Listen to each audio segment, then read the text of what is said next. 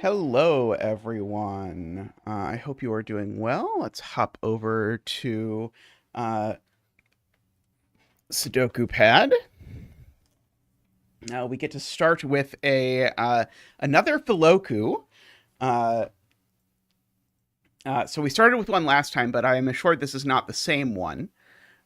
So this one has been voted for by David, Math Pesto, Russ, Josh, Nell, and Doomdiot. Uh, Doomdiot has been and I were chatting this morning over on KNT's Ubon series over on Cracking the Cryptic. If you've ever wished that you could get more into Ubon, then I highly recommend it. You don't have to be like, it's not affiliated with Cracking the Cryptic. It's just the server for Cracking the Cryptic. So anyway, I can commend that to you as a series. There's been it's one a day for 20 days. I think today was day 8. And each puzzle includes a little write-up from KNT of the sorts of questions that you should think about when solving Ubon puzzles. Alrighty, so I can also say the Invitation to Puzzle series starts tomorrow. So the general flow, I think, at least to start, is going to be that it's going to be Monday, Wednesday, Friday.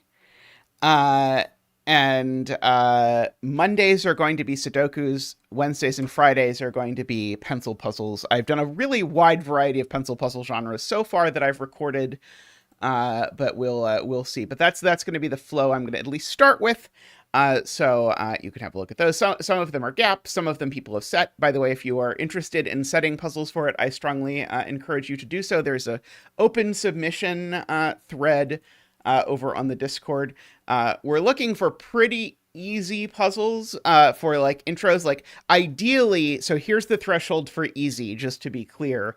Someone should be able to do this as their first blank puzzle, where blank is Choco Banana or Killer Sudoku or whatever a various version of this there is. That's the level if you want to do that. So something like, I think that is to say that it's a little south of the difficulty of like Rank's Adventure series, for example. I think Rank's Adventure series puzzles tend to be a little bit more technical than what I'm going for, but somewhere in that vicinity. So if you want to think about that, by all means. Oh, this should be on grid. Tristan is just constantly unhappy with this camera, and I don't know why. Seems fine to me as long as I'm not looking at the other screen trying to see why Tristan's unhappy with it. Okay, so we are beginning again with a Filoku by Mormagli. So this is a Fillomino first and foremost. It's not any sort, despite the name Filoku, it doesn't have anything to do with Sudoku. It's a Fillomino true and true. And so what that means is we need to break the grid down into ominoes. So for example, this could be one of the ominoes that is size 4. And so we'd write a 4 in all the digits and we would be perfectly happy with that arrangement. And the only rule is you can't then have another omino that touches it of the same size. For example, I could not do this. This is the thing you cannot do. But I could do this, and that would be perfectly fine. So we've got all of that. Now the Filoku part, in addition to Fillomino, concerns 2 additional rules. So rule 1 is that Mormagli doesn't like micro-study-sized ominoes. And so Mormagli has decided that there are no interesting sized ominoes. The maximum size you can get to is 9, which is, I guess, to make it seem more like this is vaguely related to Sudoku. And also, you can't have in this puzzle, this to be clear is not Fillomino, this is only in Mormagli puzzles, you can't have 2 5s that share a row or column. So this would be illegal in this puzzle because these 2 5s share that row, for example. Okay, so that is life. Oh, arrows. I should probably look at what the arrows do. cells in an arrow indicate how many border regions there are in the direction of each arrow. There's a border anytime two adjacent cells belong to different regions. So this had better be a 1. And so we get to have our 1 dance. We will bring in our world famous digit dancing penguin. Ba-boop-ba-doop. Woo! Ba-doop-ba-doop. Wah! Ba-doop-ba-doop. Wee! Ba-doop.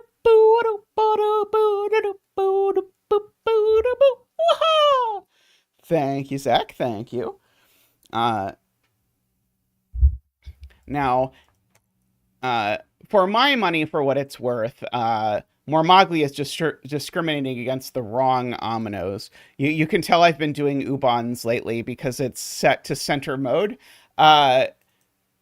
Because I think the ominoes that should be shamed are exactly the shame ominoes, as we professionally call them around here, the ones, because they're super boring. So now this is a 2 because now it can't be a 1 because of Filoku, and so we can go bam bam like this. And now I'll use my little oops. Oh right, I need center and edge, because I want to do that to indicate that these are in the same omino. Is that visible to everyone that I've put a line there? I like the line. I like the these are in the same omino lines to be as inobtrusive as possible without causing mischief. This is a 2 or a 3. Could be a little darker. Okay, we'll go here. I think it tends to look a little lighter on your screen than mine. This is always going to be a 2 or a 3. Okay, we can lighten the shame ominoes just slightly as well. There we go. Now everything looks a little bit better. If this is a 2, it forces this 2 to look exactly like this and this 2 to look exactly like that, which is very specific-y. Let's see. This certainly isn't a 2. So this is just a 3. Because this is at most 3, and it's not a 1 or a 2. So this just is a 3, and that means that there's a border here.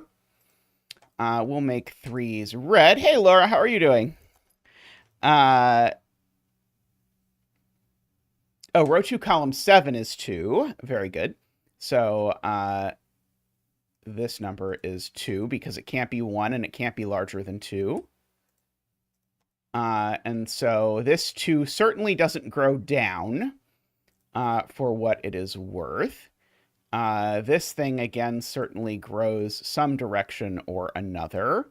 Now this can't be a 2, so now this is a 3. It can't grow down because of this issue. Ooh, sorry to hear that. Laura, I don't like things being expensive myself. This 2 can't grow up. We're having some issues with our air conditioning, which may result in similar things. Oh, I can also do that, because this is now at least a minimum of 4. Okay, let's see. This 3 goes up and touches one of those. That would be interesting. Oh, right. I didn't actually write in the 3. Thank you. I wrote in the 3, the number, but I didn't actually write in the boundaries. Okay, so that goes up there. Okay, what about this? This is a minimum of 3, but I guess it could be 4.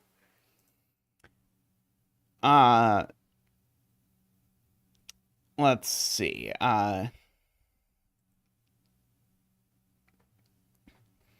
Should I start writing in things that can be things like this cell is at most 1, 2, 3. This one's at most 3, and it's not 2, for example. This one's certainly a 1 or a 2. Row 6, column 8, I'm being told it's at least 2.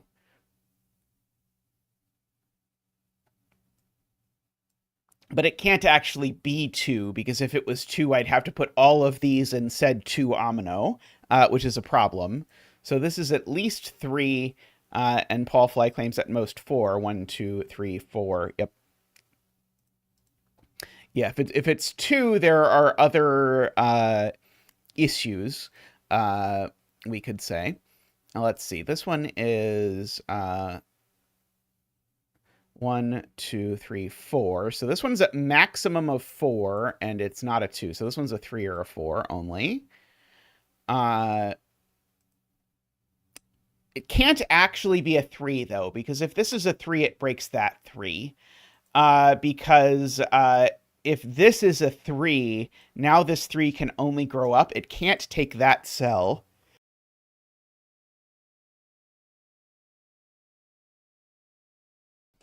There we go. I always feel like such a pro whenever I remember to mute my mic when I'm going to sneeze. So this is actually a 4. And we can fill in all of our things, right? 1, 2, 3, 4. Okay, and that's going to give us lots of other goodies that we can fill in, like that. I don't know that isn't a 1. I do know this grows to a 3 there. Oh, I do know this isn't a 1, actually. Sorry, I do know this isn't a 1 because there's a 1 in the row, right? So this grows... It's actually a minimum of 5, actually. Okay, now Lakia had a point about row 2, column 8. Lakia's point is this is not a 1, 2, or a 3, so it always takes this cell, which is helpful. Because it can take at most 3 cells if it doesn't take this cell, and it's not at most 3. So it always goes that way, which then gives us the 2. And that's actually quite a suspicious place to have a 2, because it means that, like, everything down here is in the same omino, because we've got one border between the 3 and everything below it, and that is that. So this is some big omino.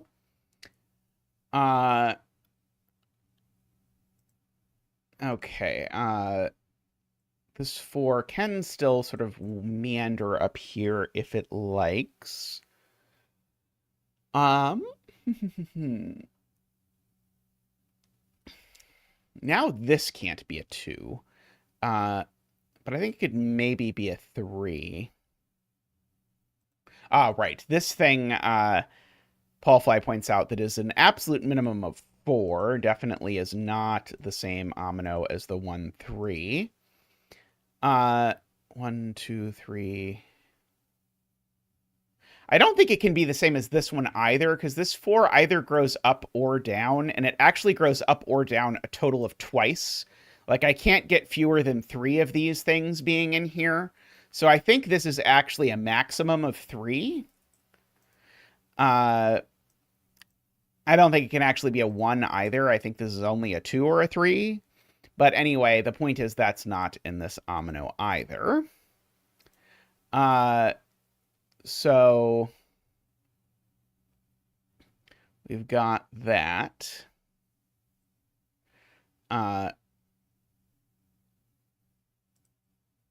Yeah, so this is 2 or 3.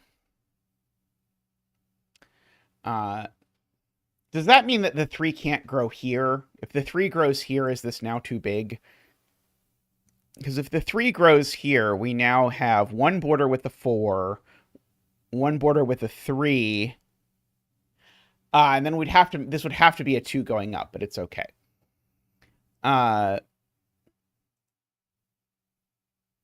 agree this is at least 5. A property it shares with actually all of these. These are all at least 5.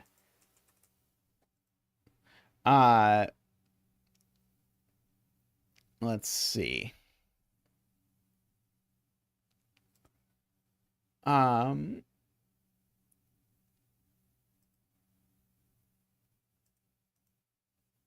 Oh yeah, maybe I should actually count. 1, 2, 3, 4, 5, 6. Okay, I agree with I agree with Ron. Actually, 6 is the most this one can be because it has an arrow pointing down. And if this is a 6, that is going to be potentially problematic. Maybe it's okay. If it is a 6, it's this 6 exactly, I think.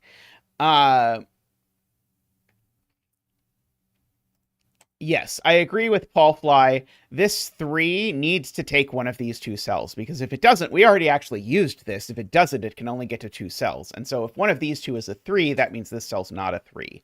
So we can actually put a border there. And of course a border here because of the growage, and so we can actually finish our 3 here because of that. This 4, therefore, needs at least 1 cell down, because if it doesn't take any cells down now, it can't not break the 3. So that's a 4, which means this cell grows down. Okay, this thing is a minimum of 4.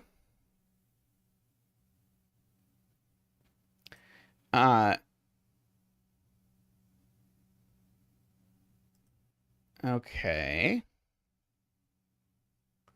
4 needs still another cell down. It does. Yes, I agree. Oops. If it doesn't go 1 more down, it still breaks the 3. So this 2 or 3 is here. But the 4 definitely can't take that cell, so actually the 4 is forced. And as soon as the 4 is forced, we've actually forced the 3. So we've got this. And so now we can just count this. It's a 2.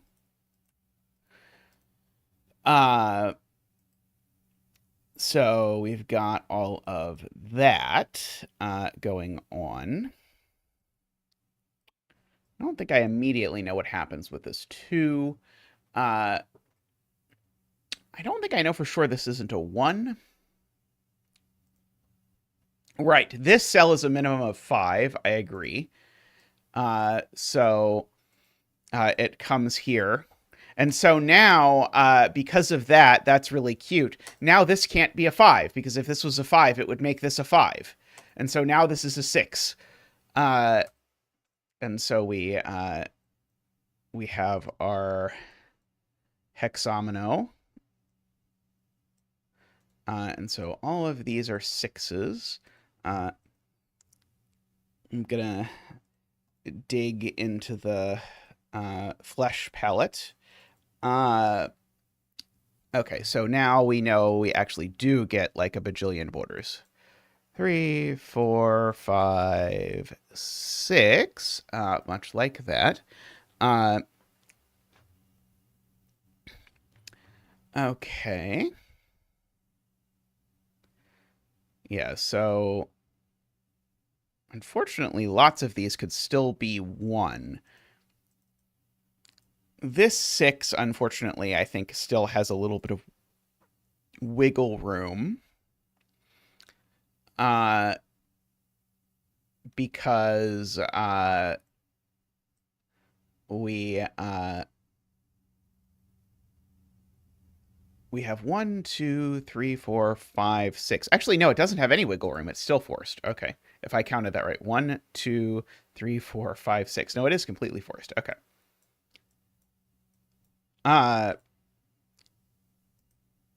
Yeah, so I agree with Paul Fly's point that this region has to grow down, because if it doesn't, because if it doesn't, it's capped at 3. And so therefore one of these 2 has to be a 1, and therefore none of the rest of these are 1, and therefore we can extend them all. I like that point. Let's see. Okay, and so that gives me some more borders, actually, between these, I think, right? Yeah, the borders extend, because this is just exactly the same border. See, this could come over here. That would probably be okay. It might be even encouraged, actually. let's see. This is 1, 2, 3, 4, 5. So this is 5, 7, 8, or 9. I think 9 is too big, right? 1, 2, 3, 4, 5, 6. Actually, in fact, it's only 5 if you look at it. Because if it were bigger than 5, it would have to be a 6. This is the only available border. And it can't take that border, because if it did, then it would be size 6. So in fact, this is size 5, which is nice because we know its color, which we always appreciate. So this is at least not a 5, and it's not a 6 either. This isn't a 6 either, and that's not a 6 either, for what it's worth. And now, yes, now we know there's 5 borders, and so we know all of them. 1, 2, 3, 4, 5.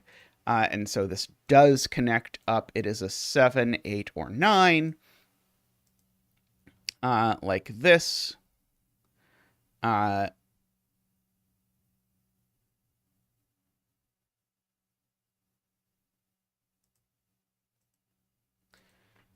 So row 5, column 1 is the 1.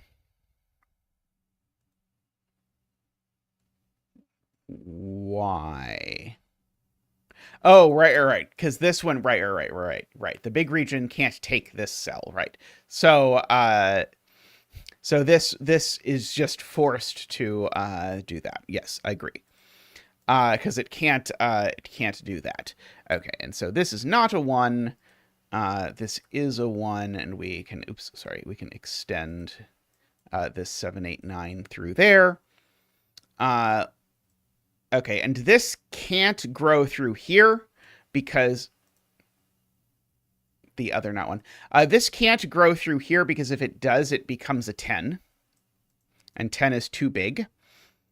So that's not it either. And so this actually goes with that region. And this goes to here at least, because it's at least 7. And in fact, this comes to here. So in fact, it's exactly 7.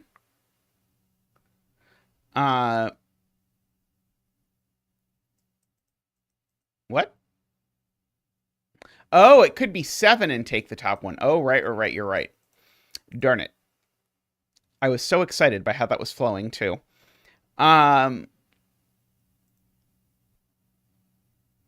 This always connects right. I'm just going to notice, because if it didn't connect right, it would have to be a 1 or a 2. Actually, sorry, no, 1 would be okay. This can be a 1. Never mind. I do agree with Emma. This omino always grows down because of its size.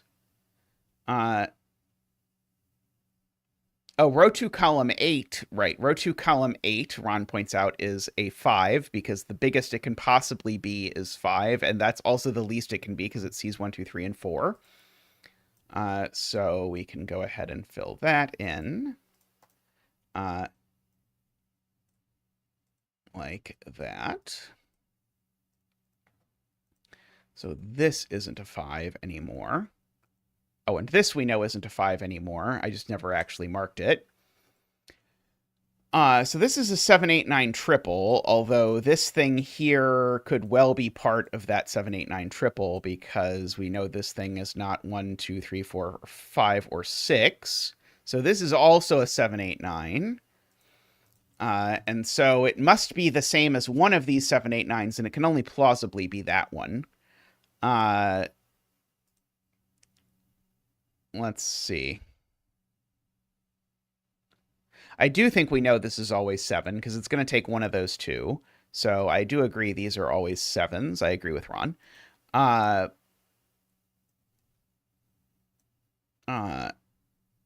Okay, so given that is the case, we're going to make it blue. Okay, and given that that's not a 7, that's not a 7, that's not a 7, these two are going to have to connect. I assume they connect like this, but I don't know that I want to prove it at the moment.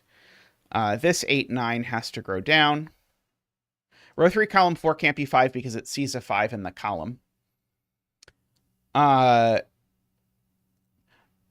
This 8, 9 can take at most one of these cells, so it always grows down. Oh, but it could come over here. I believe.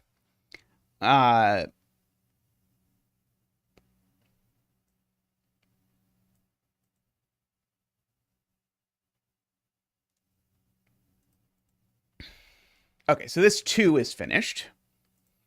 Let's look for low-hanging fruit and not complicated fruit. Okay. Oh,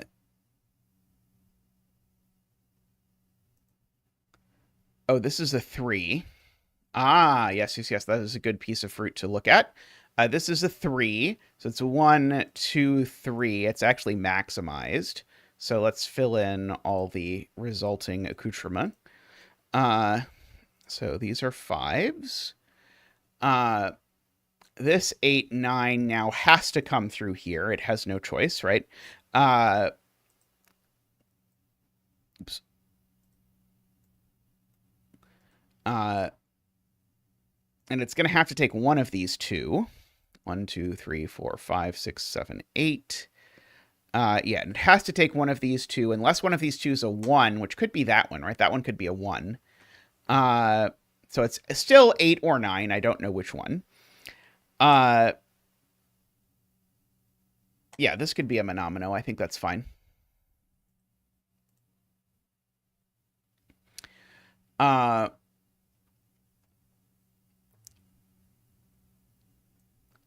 Could this be a 1 and have all of this be part of this? 1, 2, 3, 4, 5, 6, 7, 8, 9. That would make this a 9.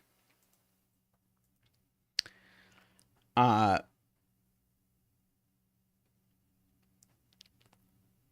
might be prepared to argue that this has to connect like this, because if it doesn't connect like this, then this thing needs to grow, and now these things can't connect.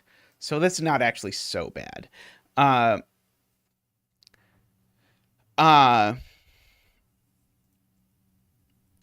Okay, so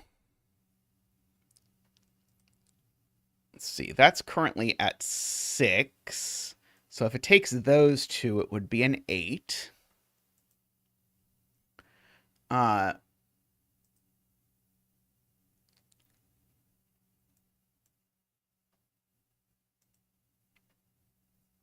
Let's see.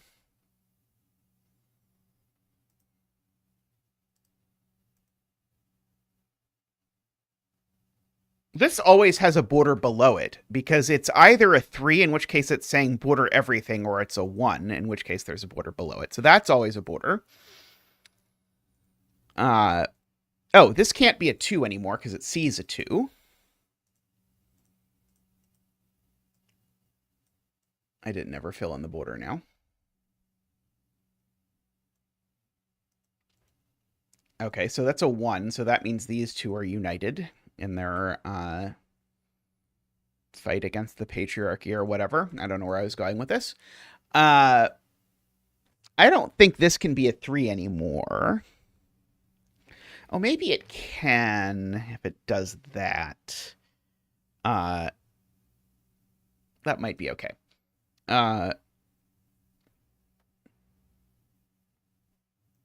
Emma has a good spot, which is that this cell's a 3 or a 4, and this cell sees both 3 and 4. So that's always there. Uh,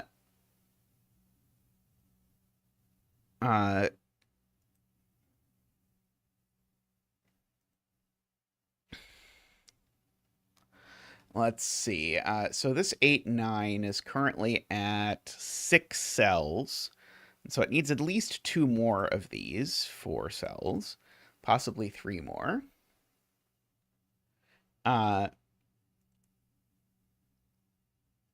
This can't be a 1, can it? If this is a 1, it makes this number, I guess, a minimum of 3. Maybe 3 is okay.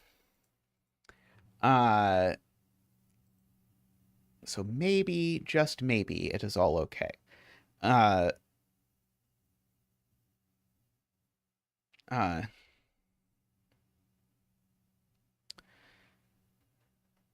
Let's see.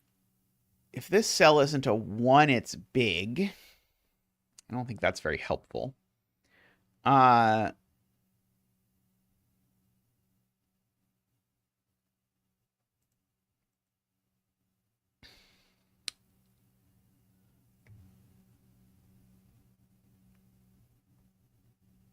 Yeah, I guess like what is the maximum we can just like write in this? So it's a minimum of 1, of course.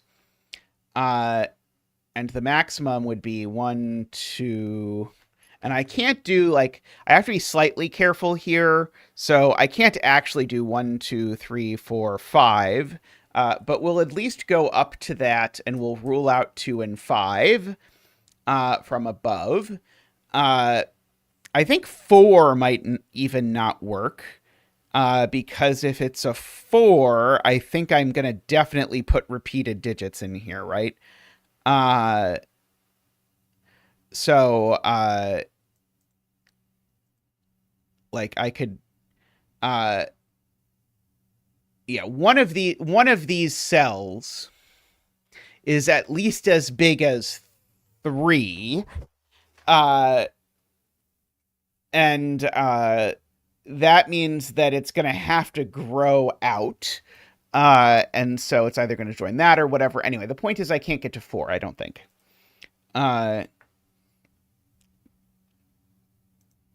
Yeah, so I could do 1, 2 with a 1 and a 2, and then this would grow out, and I could go up to 3. Yeah, I can't come up with the most elegant proof in the universe for this, but anyway, one of these is a 1.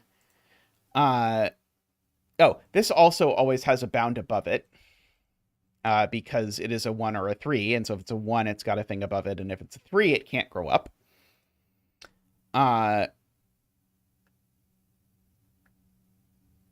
Let's see.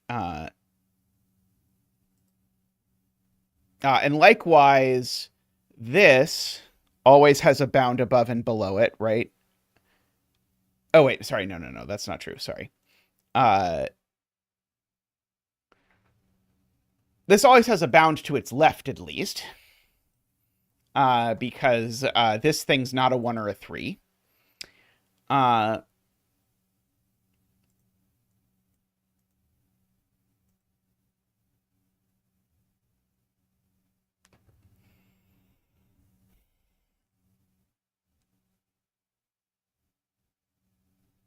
Right. So Emma actually has sort of worked out the cases here, and if this is a 3, then that's a 1, so this is a vertical 3, otherwise it's a 1. So in fact, actually, there's always a thingy over there.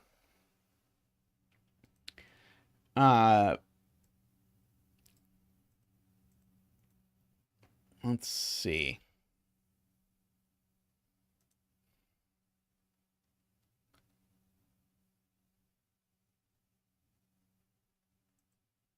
That is a good question. If so, the point from Carl is if this is a 4, now this is a new thing.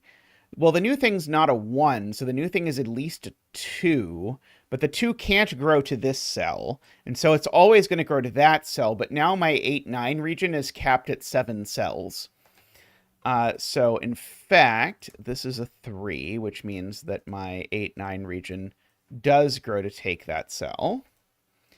And this isn't a 1 because there's a 1-3 pair below it, so it takes that.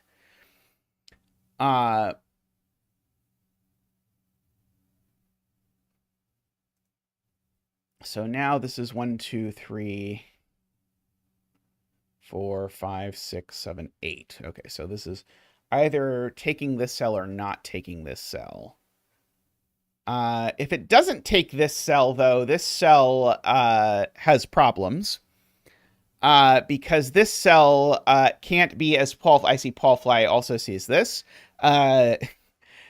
This cell can't be 1, 2, or 3. The 2 you have to think about for a second, because if this were a 2, it would be that 2, but that clashes with that 2. So in fact, actually, it's always this, which means we can dip more into our flesh rainbow for that, and fill in some 9s. Which means that this is 8s. 1, 2, 3, 4, 5, 6, 7, 8. Let's see. We'll go with that, sure.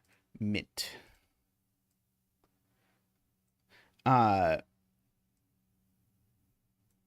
Okay, and so now the 1, yeah, these are a 1-7 pair now. Oh, right, and that can't be the 1, right, because that sees a 1. So this is a 1-7 pair where that is the 1. And that's the 7. That's the wrong shade of blue. Is that shade of blue? No. Please hold. So that shade of blue? There we go. We have found the shade of blue. And so now that is a 1. So now this is a 3. Which means this is a 1.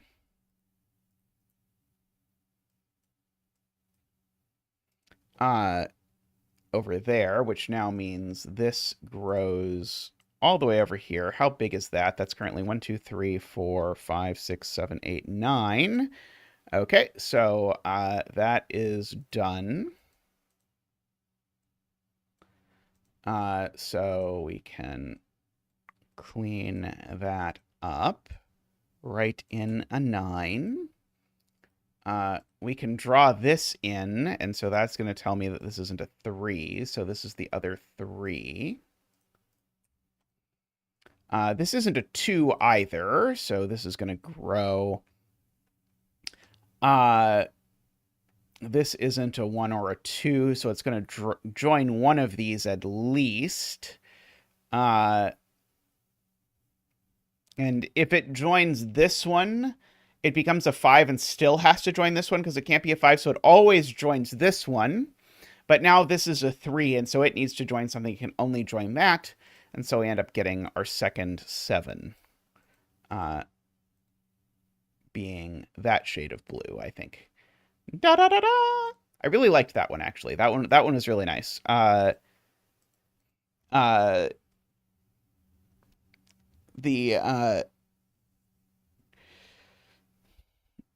Oh, Emma wants to do it arithmetically to say that it can't be that.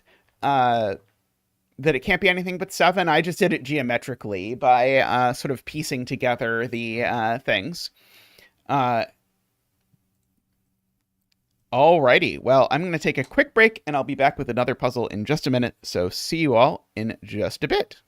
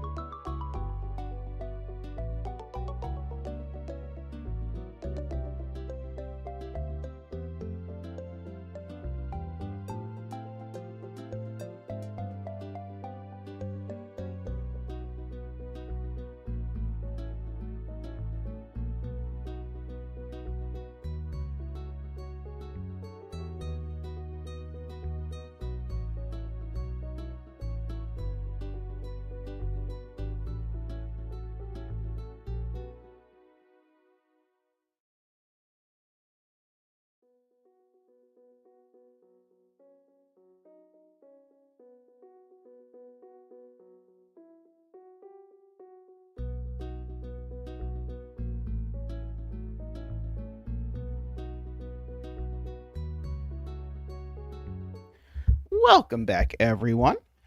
Next up, we have an oddly even puzzle. I feel like it's been a little bit since I've done an oddly even puzzle. It's a collection of linked 6x6s. In each of the grids, we have standard 6x6 rules. So you have to put 1 through 6 in every row, column, and 3x3 box. Also, in each grid, one cell in every row, column, and box is a modifier cell. And the set of modifier cells contains the digits 1 to 6 once each. And now the modifier cells are in the same position within each grid. So it is, say, like, if that's a modifier cell, so are these. Sorry, so are those. Which grid contains... Okay. For example, if this is a modifier, then it would be a modifier in all grids. Yep. Okay. Each of the following modifier types appears in one grid. Which grid contains which modifier type is to be determined.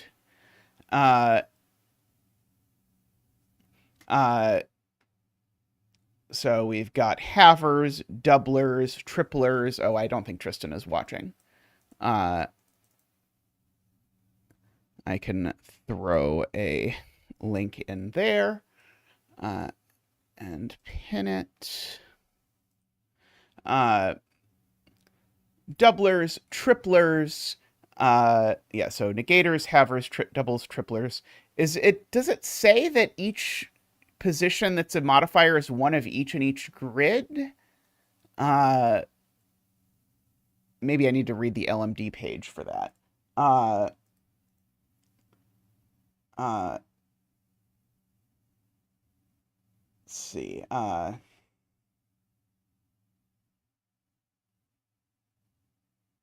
Oh, no, it's each grid appears in one grid. Okay, that is less horrible than what I was actually anticipating. Okay, that's not too bad. Okay, so yeah, so each grid is one of the 4 modifier types. Okay, everywhere it occurs. Okay, and then we have cages, where you can't repeat digits. Values in a cage add to the total in the upper left corner. Some value totals have been replaced with letters. Cages with the same letter have the same total. Cages with different letters have different totals. Okay, so I guess we could start by doing something like this digit goes here for sure. By ketchup. Just by the fact that digits can't repeat in cages. It's really interesting, actually, that these two have the same total. Because they...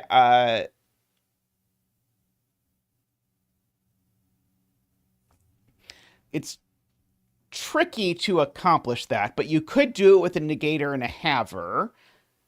Or you could do it with a doubler and a tripler, presumably. So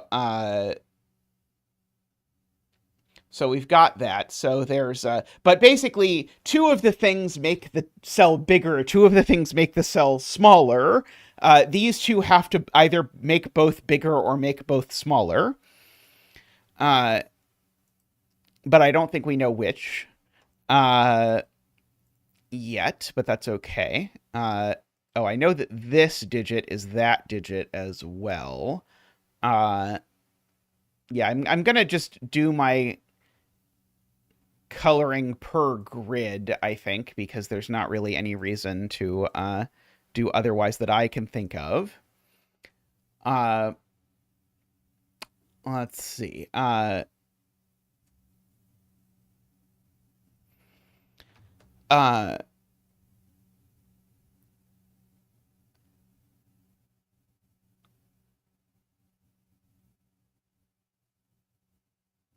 Yeah, okay, yeah. So if these are a bigger... So I said these are either a bigger pair or a smaller pair. And if these are a bigger pair, then that makes these grids a smaller pair, which then means there's no way I can possibly make this work. So in fact, these are a smaller pair. So, unfortunately, I no longer have my pen. I don't know where it went. So I used to be able to write on grids. I can't write on grids anymore. Can I write stuff in here, though? I can write stuff in here. I can't write stuff out here, though. Uh, so, sorry, I'm trying to figure out how to denote that these are a negator and a haver in a way that makes some sense. I don't know. I'll be honest, I don't know.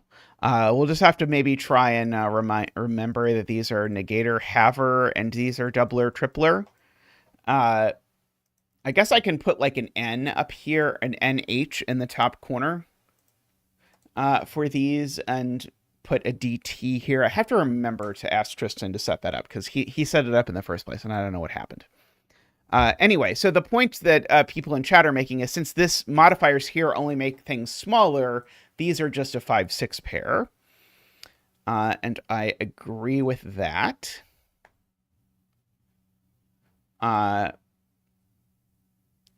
Let's see. Okay, and likewise, this definitely has a 6, whether it's... Oh, actually...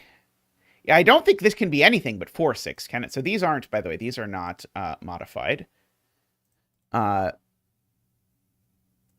I don't think these can be modified either, because if you modify 4-6 or 5-6, I don't think that works, right? I think these just have to be 4-6, or I think these just have to be 4-6. And yeah, we can transport that to all the grids. I agree. So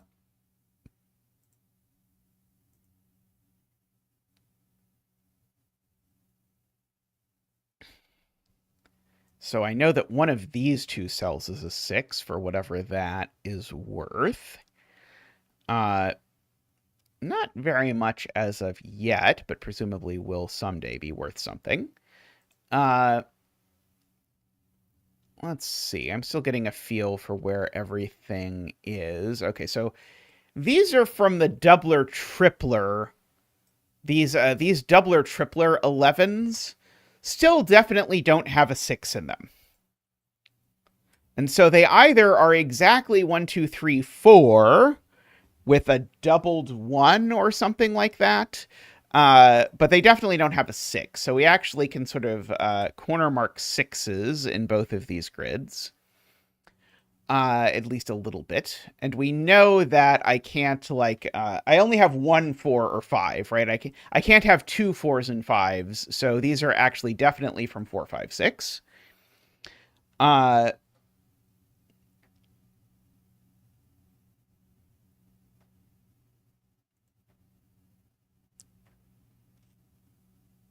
Oh, right. So what Paulfly is saying is that whichever of these has a tripler, it has no modifiers at all. And since the modifiers are in the same place in every grid, I actually know that none of these cells are modified. And therefore, there's a modifier in one of these cells, so therefore these cells are never modified, and we can sort of percolate that to the other grids. Oops, not that far. I like that. This, funnily enough, is definitely the modified digit in this grid. Right? Oh, no, not necessarily. Sorry, this could be that 5, 6. If this is that 5, 6, that would not be true.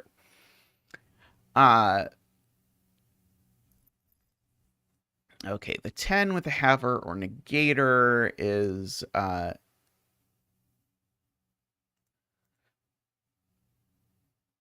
something.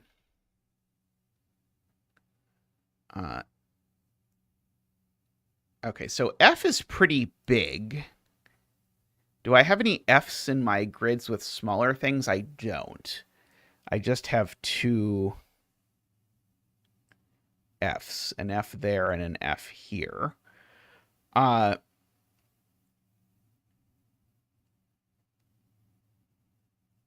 let's see. What about B's? Where are B's? Okay, here's a B, but this is just saying B is kind of big, and here B is kind of big, but not too big. That's not immediately leaping out at me. I have a G in a big grid and a little grid, I'm told. Let's see, there's a G, there's a G.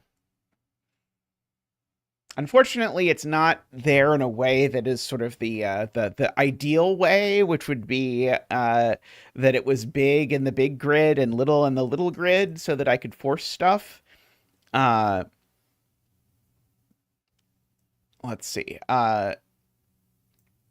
Where's my other C?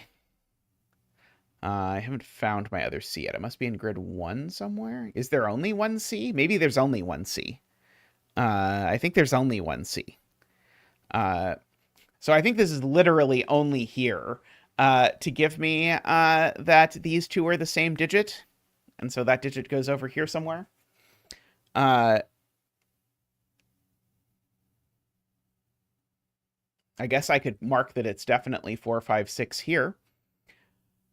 So one of these is a 4, 5, 6.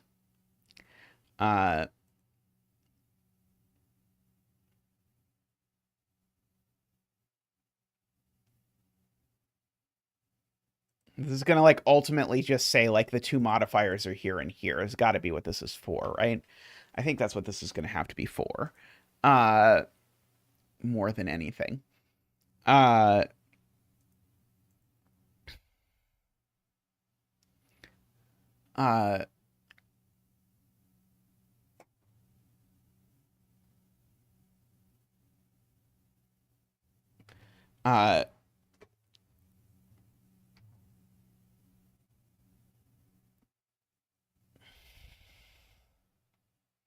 Let's see. Ilm says the value of A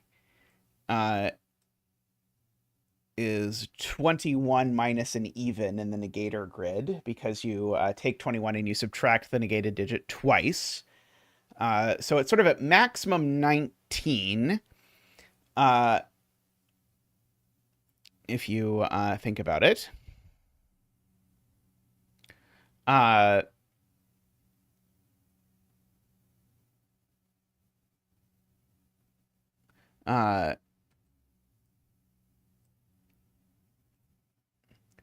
And so then Ilm asks, okay, so then what could the haver possibly be? Because the one of these with a haver is definitely 21 minus half of the digit that's halved.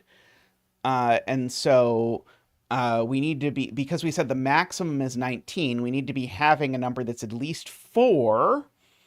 But the only other number we could have is 6. But having 6 doesn't work because we end up with the wrong parity. If you want to think about it, if we have 6, we end up at 18. Well, there's nothing you could negate to do that. So actually, weirdly enough, we know that we, in one of these grids, negate 1, and the other we have 4. And so, in particular, that means the total of A is 19.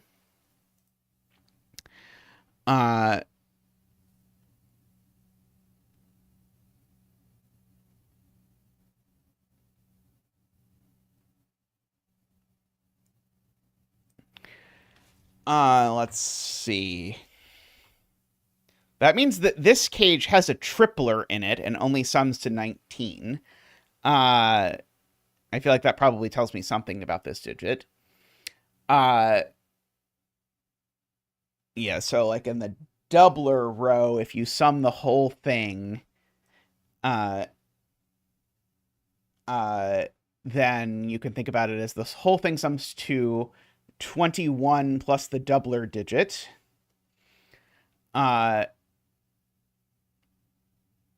Or in the other one, it sums to 21 plus twice the doubler digit, but the cage's sum is 19.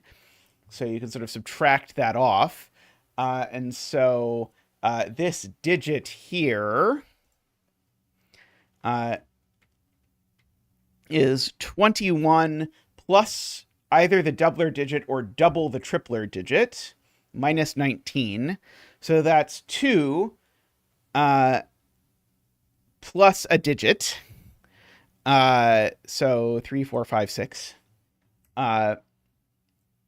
Whether it be 3, 4, 5, or 6, that is not known, but it's certainly 3, 4, 5, or 6 to make that plausible.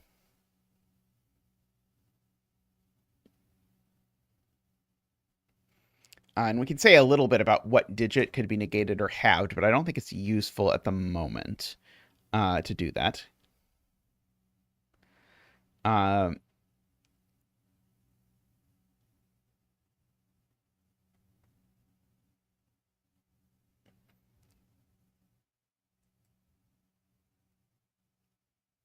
I know this digit isn't a 6.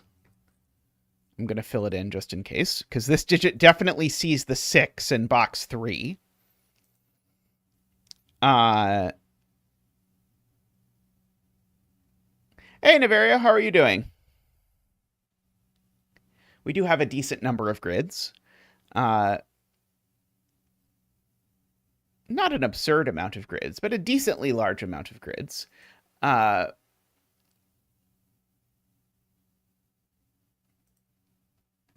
Let's see. I know one of these two is 6 for whatever that is worth. Row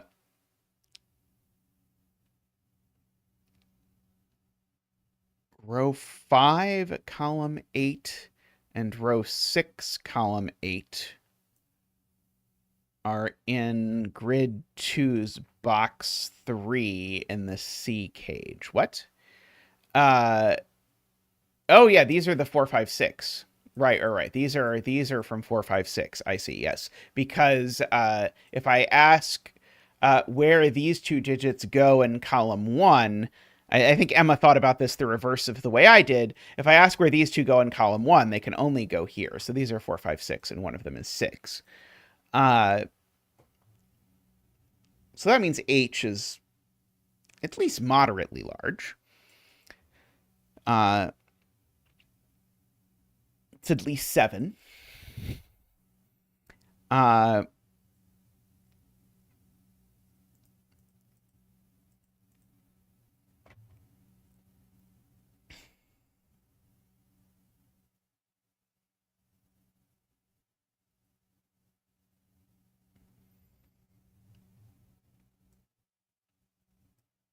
I do know that the halved digit in this row has to be even unless it's exactly the case that I put 2 halvers into the B cage. Unless this is where the halver is. But I do want to sort of pay attention to the fact that I have to make sure where I put the odd halvers, I either put 2 of them or I put them in a cage that can have a total that's not an integer. Which is tricky.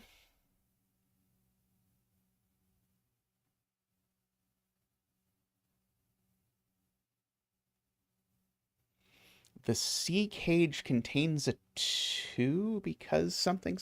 Oh, right. I can't repeat totals. I forgot about that. I can't repeat totals across letters. So actually it's not the fact that there's only one C cage isn't completely meaningless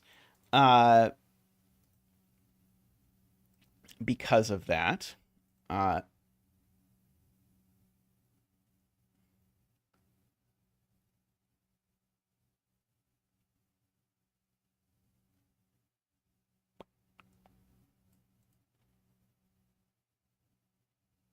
I don't think this can possibly be a 4, but that's a very minor point.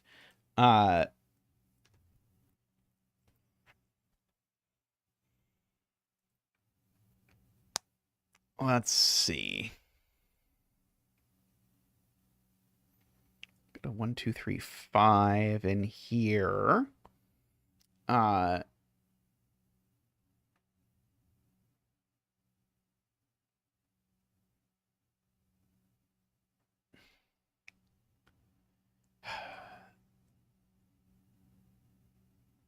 This 10, I guess, could still be 1, 2, 3, 4.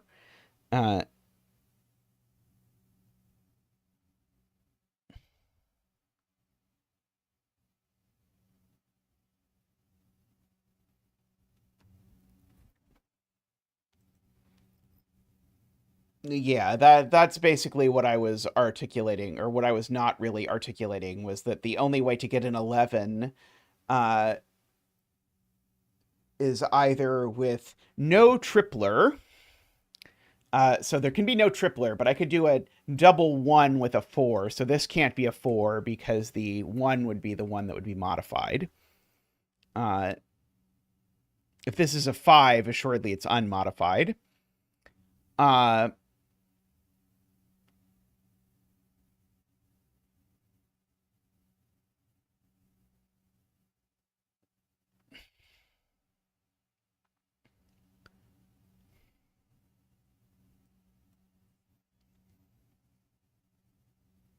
Right. So Carl points out that we know that in the Haver grid, it's a 4 that's modified, and in the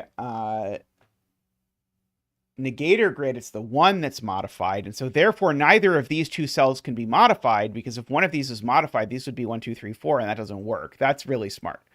Okay, so these are all unmodified, which now means, oops, wrong color. Which now means that these all are modified, because we need a modified thing in that column, which then gets us some extra unmodified digits. Okay, very smart. Okay, so this is a 1 or a 4, and this is...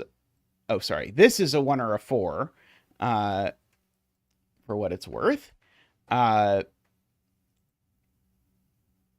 Okay, this is the modified digit, and so this is a doubled 1 in this grid, because it's the only modified digit I could put in an 11 cage. And so this is the doubler grid, and we can bring out Zach for the 1 dance. Ba-boop-ba-doop. Woo! Ba-doop-ba-doop. Wah! Ba-doop-ba-doop. Wee! Ba-doop, ba-doop, ba-doop, ba-doop, ba-doop, ba-doop, wah! Thank you, Zach. Thank you. So double 1 goes with 2, 3, 4. So these are a 5, 6 pair. So those are a 5, 6 pair for what it's worth. We know this is the doubler grid. So we can get rid of the T, I suppose. We know this is the tripler grid, so we can get rid of the D, I suppose. This is an unmodified 11 cage, so this is 1, 2, 3, 5. So over here we've got a 4, 6 for what it is worth. And so this cell now can't be a 4 because it definitely sees a 4 by Sudoku. And this thing is tripled, so B is huge. Because of that. This assuredly can't be a 6, right? If this were a 6, then the minimum that B could possibly be would be 18 plus it would be 21. Well, there's no way this sums to 21, so this has to be the 4. And so now the minimum is still 15. And on the other hand, the maximum that this can sum to is... if I take, say, 4, 5, 6 and half of 4, 5, 6 and half of 2 would be 16. So in particular, I can definitely never do this with a negator. Because 4, 5, 6 even with a negator doesn't work. So it would be too small. So this is the Haver grid, and this is the negator grid over here. And so we know what this digit is, because we know that that's a 1 in the negator grid. That means that the modified cell over here is a 4. This modified cell is halved, and it's therefore a 2, because this is an even digit because it's halved. So that is a 2. that has been halved there. And so now these sum to 15 or 16, basically, based on exactly what this is going to sum to.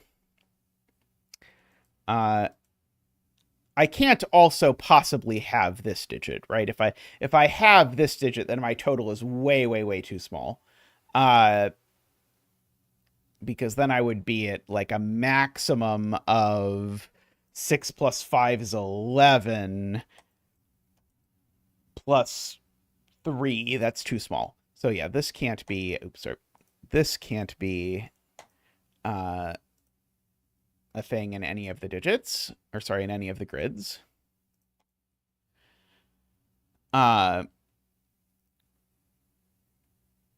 Okay. So the maximum here is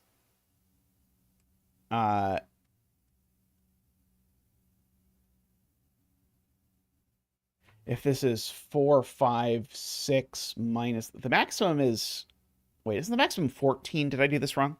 Oh no, sorry, this is 12.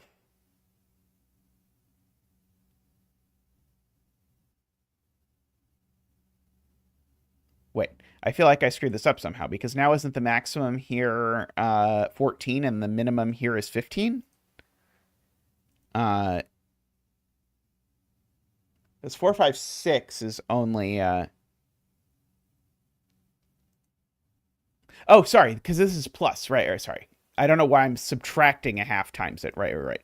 So this is 16, right? Sorry, I somehow screwed this up. Okay, yeah, so this is 15 or 16, and so these are from 1, 2, 3 only, because they need to sum to a maximum of 4.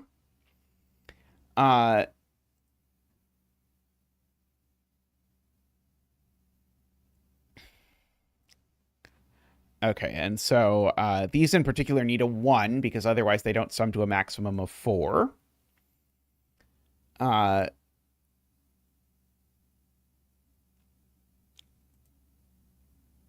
don't know that that does anything. I do agree with Emma that one of these digits is a 2, because this cage otherwise would be a second sum to 19, and A is 19.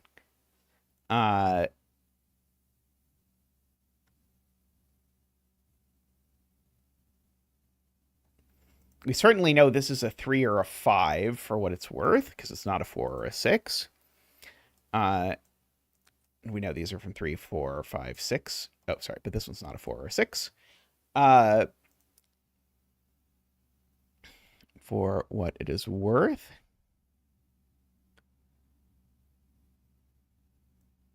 Oh, row 6 in the tripler grid. We know the sum is 19 for this. And so if you want to think about the sum a different way, you can take 21 plus double the tripler minus this digit. And that should be 19. So 21 plus double the tripler is going to take you to at least 23. And so we need to be subtracting a minimum of 4 here. We also need to be subtracting an even number here. And also this digit can't be 4. So I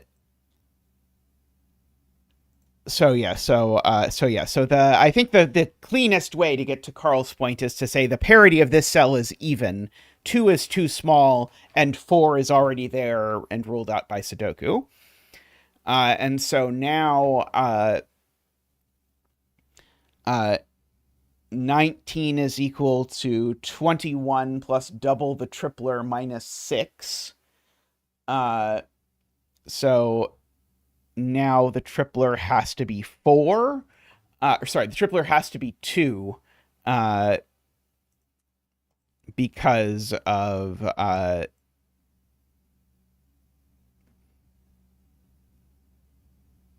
yeah, great, because I need to subtract, right, I'm adding 4 and subtracting 6, that gets me there. Okay, so this is my sort of weirdo notation for the 2 is the digit that's tripled over here.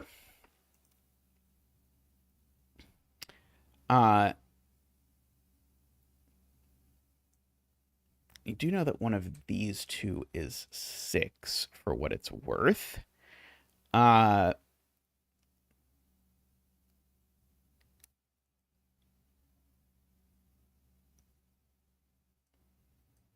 know the 1 in this cage is over here somewhere.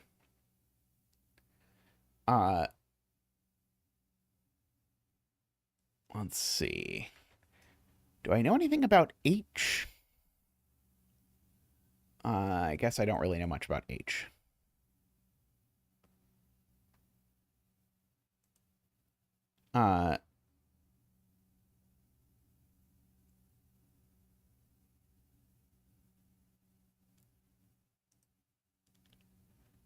Let's see.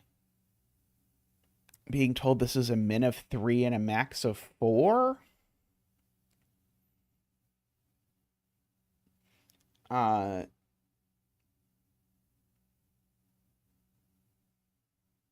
we've got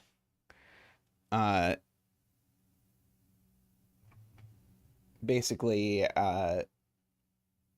we add the double digit and subtract this. So this needs to be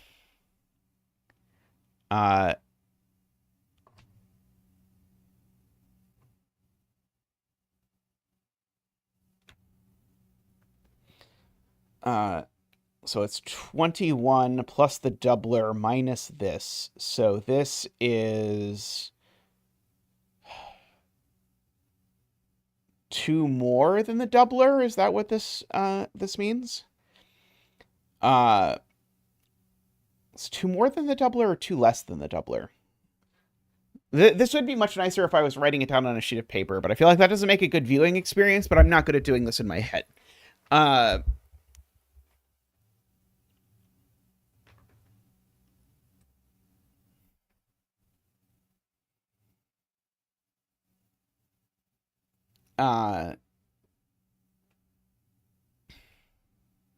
Oh, right. I never actually updated when I learned that those were a 5-6 pair. I never actually updated that those were a 5-6 pair. So these are just 2, 3, 4.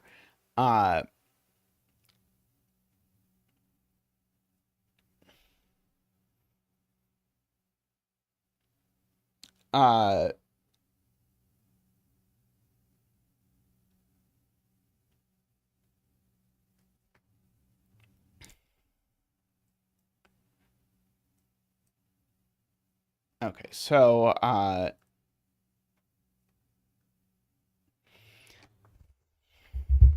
yeah, I might have to write this down. I can't follow what Emma is trying to say about this. Let's see.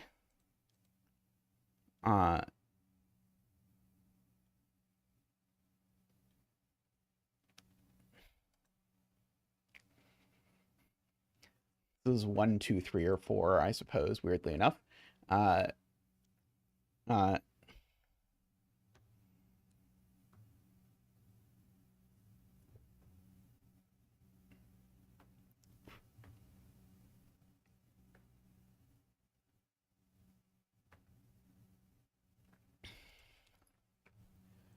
Let's see.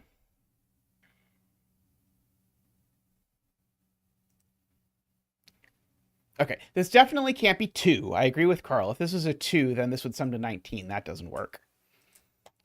That is a zeta friendly step. I can do that in my head.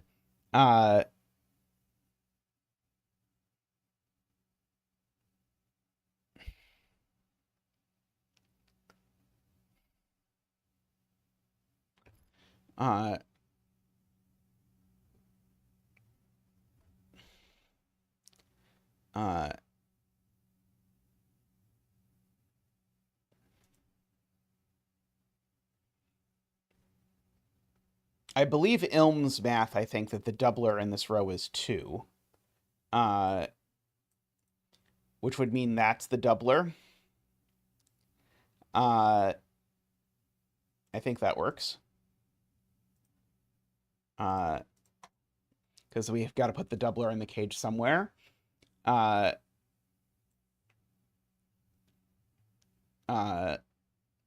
And yeah, basically you can do the sum of all the digits in this row's values in two ways. You can either do it's 19 plus this cell, or it's 21 plus the doubler, and so therefore the doubler is 2.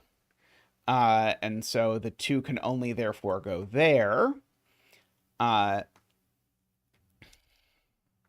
now that probably tells us what this is, because we've made this sum. This sum's actually 17, which means this is a 4. And so that is a 2 or a 3. Okay, and we can percolate that to the other grids. And so that's going to spread out some more not modified cells.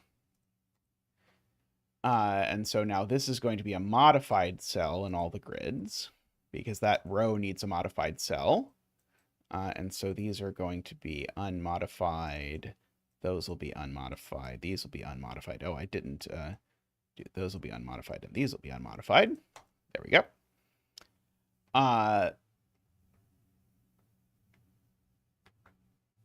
Okay, well, this isn't a 1 anymore, because the 1 in this grid has already been modified. So there's a 1 looking across over here.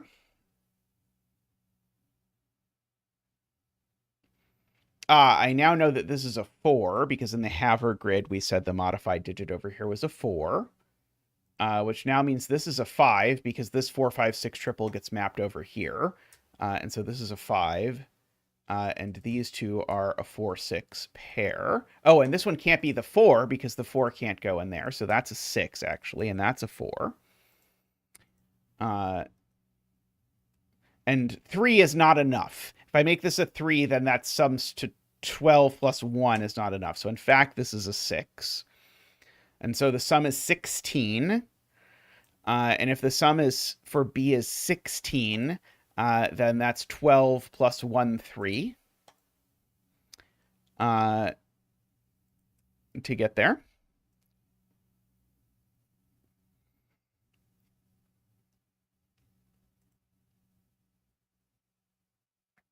Okay, this cell is not 1, 3, or 4, so it is 2, 5, or 6. Although if this cell is 6, that's kind of ridiculous, right? If this cell is 6, now F is... In fact, the digits in F we know exactly. The digits in F are everything that's not 1 or 3. So F is 2, 4, 5, 6 as a sum. So it's 2, 4, 5, 6 plus double the tripler. So 2, 4, 5, 6 is already 17 plus double the tripler. So we're at a minimum of 21 for F. So in other words, there'd better be... Oh, I guess we already know there's a modifier in one of these two cells. But we could actually have 2 modifiers in here. But even if we triple the 6, then we'll be at 17, we'll be at 29.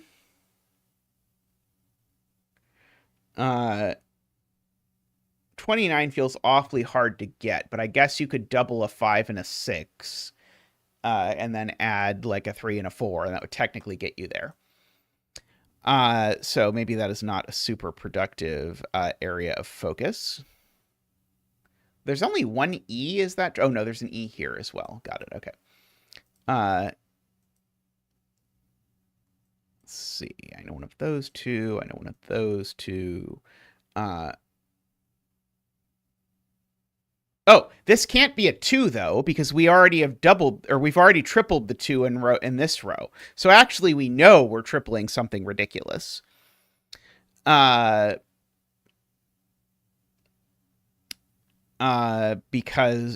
of that. So So the minimum now actually is 27. Can we possibly get to 27 without two modifiers is the question, without two doublers. So if I just were to double 6 and then take 5, 4, 3, so double 6 plus 5, 4, 3, that would be 12 plus 12 is 24. That's still not getting me to 27. So I do need two doublers, which means this needs to be a doubler. And that's true in every grid, that cell is a doubler, and that these cells are not.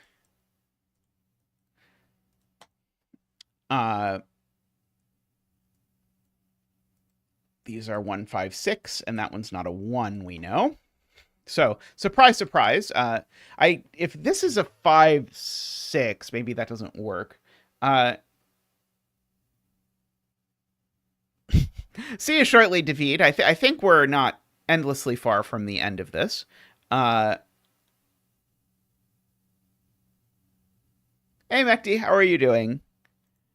Let's see. I can certainly at least record that this is 1, 3, or 5. So here, this is not going to sum to an integer unless this is also a modifier, because this is an odd number now. Do I know that E is an integer? Where is the other E? I know there was another E. Oh, here's the other E. The other E is in the negator grid. So I do know that this E is an integer, and so therefore this needs to be a modifier in every grid, which is, I think, going to give me the last locations.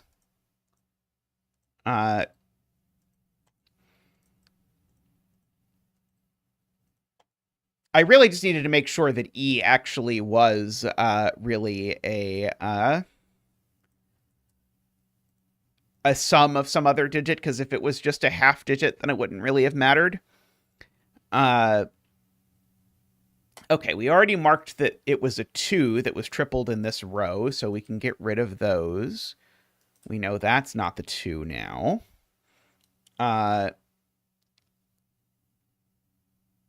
Oh, I've marked that one of these is a 6, so I know these aren't 6 if I want to mark really minor things. Let's see. This is only a 2, 3, 4, because it can't be a 1 or a 5, 6.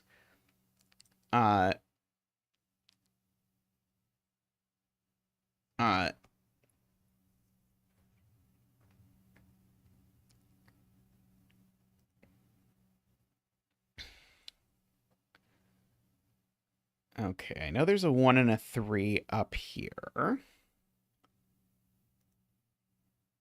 Okay, this is 1, 3, 5 again, just because of digits it sees. Grid 2 already has a modified 2. Very good. So this is only a 3 or a 4. And this is certainly a 3, 4, 5, or 6.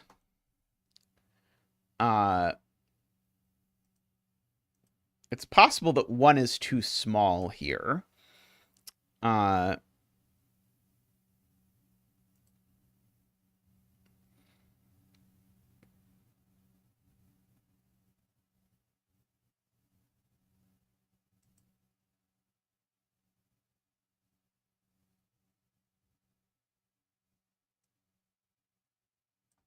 This cell can't be a 6 because one of these two cells is definitely a 6 and it sees both of them.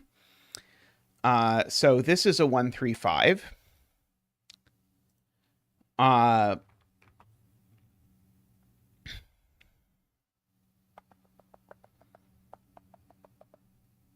don't know that does anything, but I guess if it's a 5, it makes that a... Oh, no, this can't be a 5, actually, if you look at it, because if I ask where this digit... This was the easier way to do this the whole time. Where does this digit go in box 1? This digit only goes in one of these two cells, so it's only ever a 1 or a 3, for what it's worth.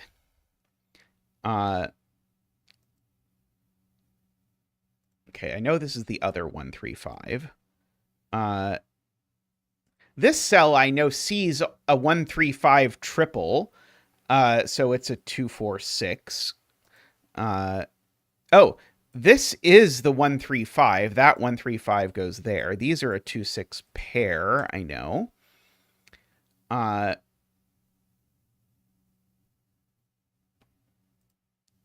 Let's see. So basically I'm saying this digit and that digit are the same digit. So this 135 actually goes there. So this digit and that digit are the same digit. And then this is another 135.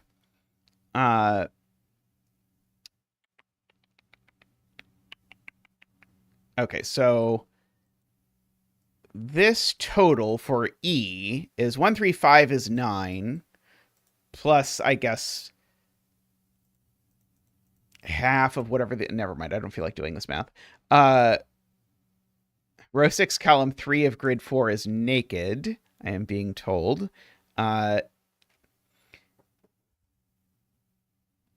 Does it see all of the 135? It does see all the 135, right. So this is a naked 2, right? That is exactly what I was trying to find, and then I didn't even notice. So it was not great for me all around. Let's see. So this is only able to be a 1 or a 3, sorry. So this is, if you look at it, it's not 4, 5, 6, and it's not 2. So this is a 1 or a 3, and it is the boxy one. And so the boxy one's not 5 for what it's worth. This is the circly 1, 2, 3 over down here, if you want. Or sorry, 1, 3, 5. This is the circly 1, 3, 5. So therefore it is the xy one that is 5, right? Because 5 looks at... Oh, sorry, did I cheat? I might have cheated. Sorry, I think I cheated because I think I don't know that's not circle. That could be circle, never mind. I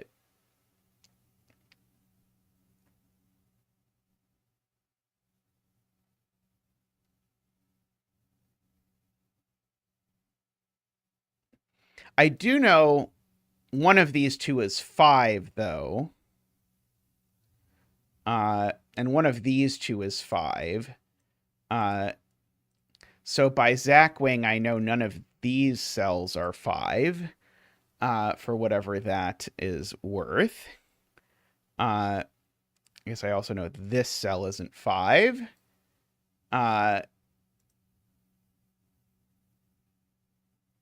Yes, column 3 probably has a 4 in it somewhere, which now makes both of these 135s, and we know what flavor they are.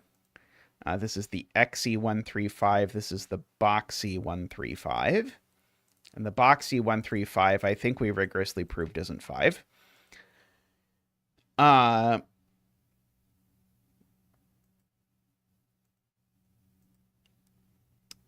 Let's see. There's a circly one over there somewhere. 2 in grid 4. In box 1.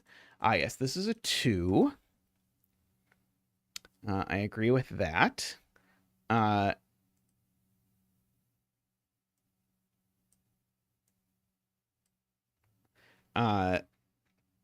So these are, I think, 1, 2, 3. Let's see, I'm being claimed that in column 9. Oh, we already got the column 9 quintuple. Okay. Let's see. It's possible that I am really torturing this grid and that this grid does not need... This grid has done nothing to deserve this.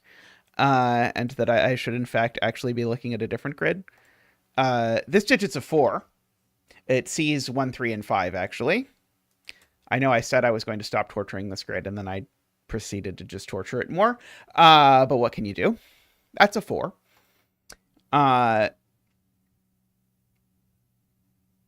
I don't think that gets me anywhere huge. Let's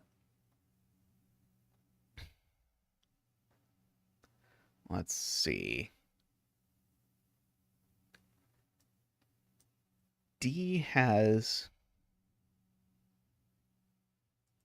Oh, it doesn't see box. You're right, sorry.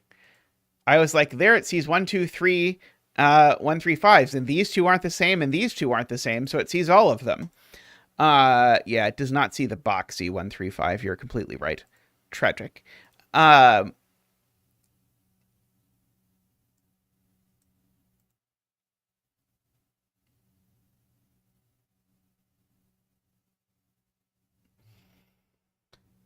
Let's see. This is either 6 or it isn't.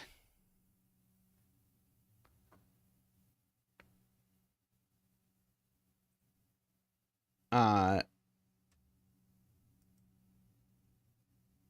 don't think we know what C is.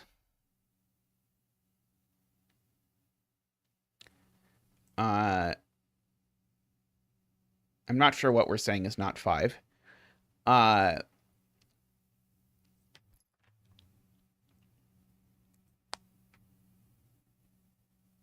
C is 20 or 18.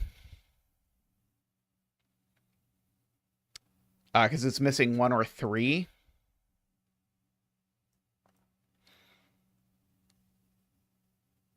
Do I know it has a 4?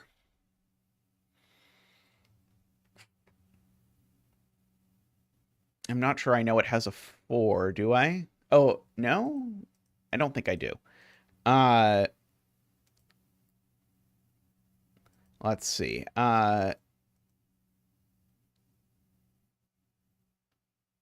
Oh, right. This is 4, right. This was intended to be a filled-in 4, but then I got confused because I wanted to leave the D there. But yeah, this is a 4, so that's not a 4, by the way. So yeah, so this is a 1, 2, 3. Okay.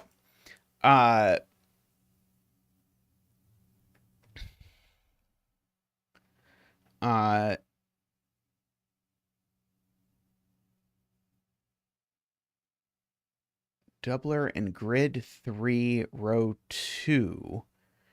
Can't be 6 because F in grid 2 can't reach 29.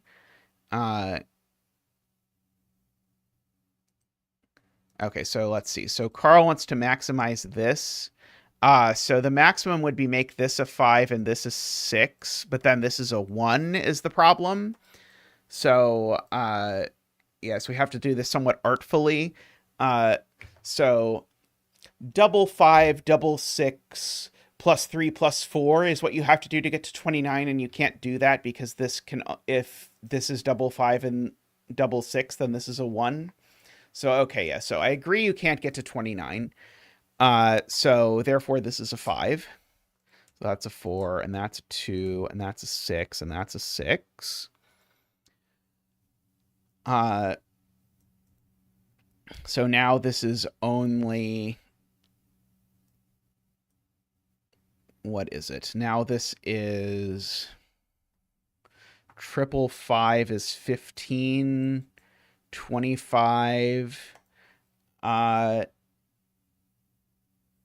27 is now what this total is. This isn't 5 anymore, by the way. Oh, Emma wants me to fill in that I have a 1-3 pair and doubler, so this is a 6. I was over here trying to do this 27 math. So if this is a 1, does that work? Because then this is a maximum of 22, and then I can make this a... Oh, no, that doesn't work. Yeah.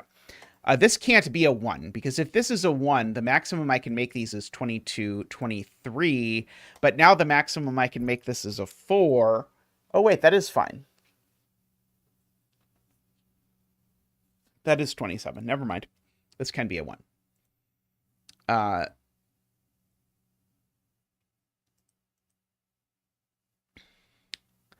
Okay.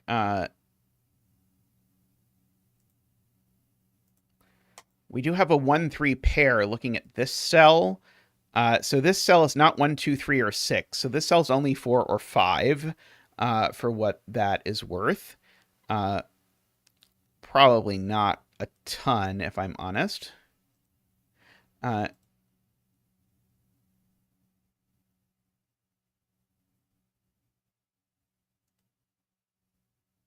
This is a G.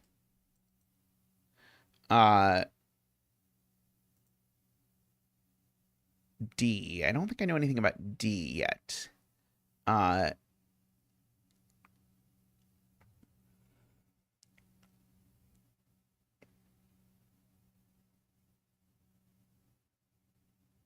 feel like probably something could have been done to make it a little easier to distinguish the cages, but I don't know. Because the trying to find where each letter shows up is quite cumbersome.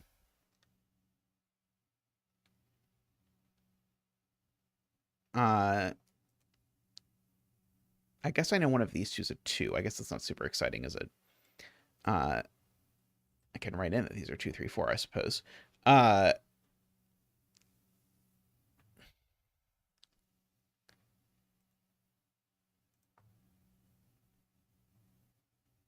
4 in row 4 tripler grid.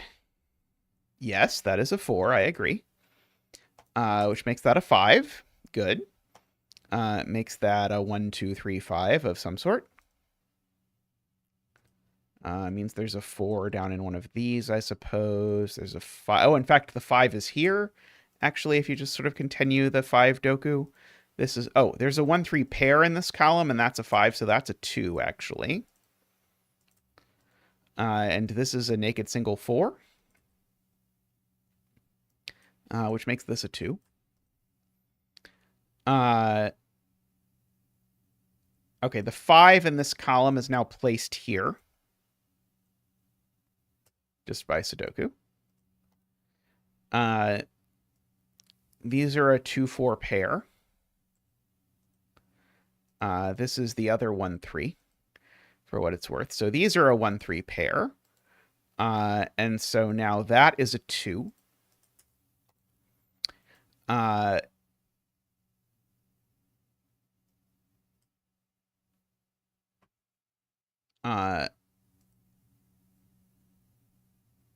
Six in this column is here. So this is a 4. This is a 1 or a 3. And these are both 1, 3, 5s. Let's see, G. Is there a second G anywhere? No, I don't think so. Oh,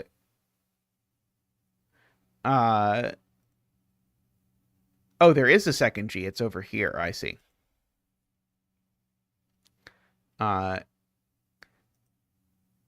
So the maximum that these can sum to is 3 plus 5 is 11. Okay, well, that's not helpful. Oh, actually, it is. Oh, sorry, no, it's the yeah, the minimum these can sum to is 6. Yeah, I don't think that's helpful, unfortunately.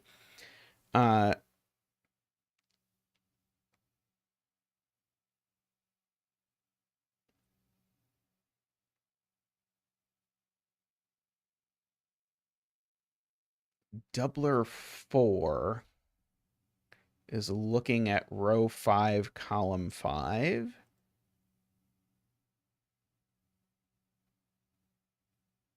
Okay, so I see. So you want me to basically say this thing here, it cannot be a 4 because one of these two is a 4.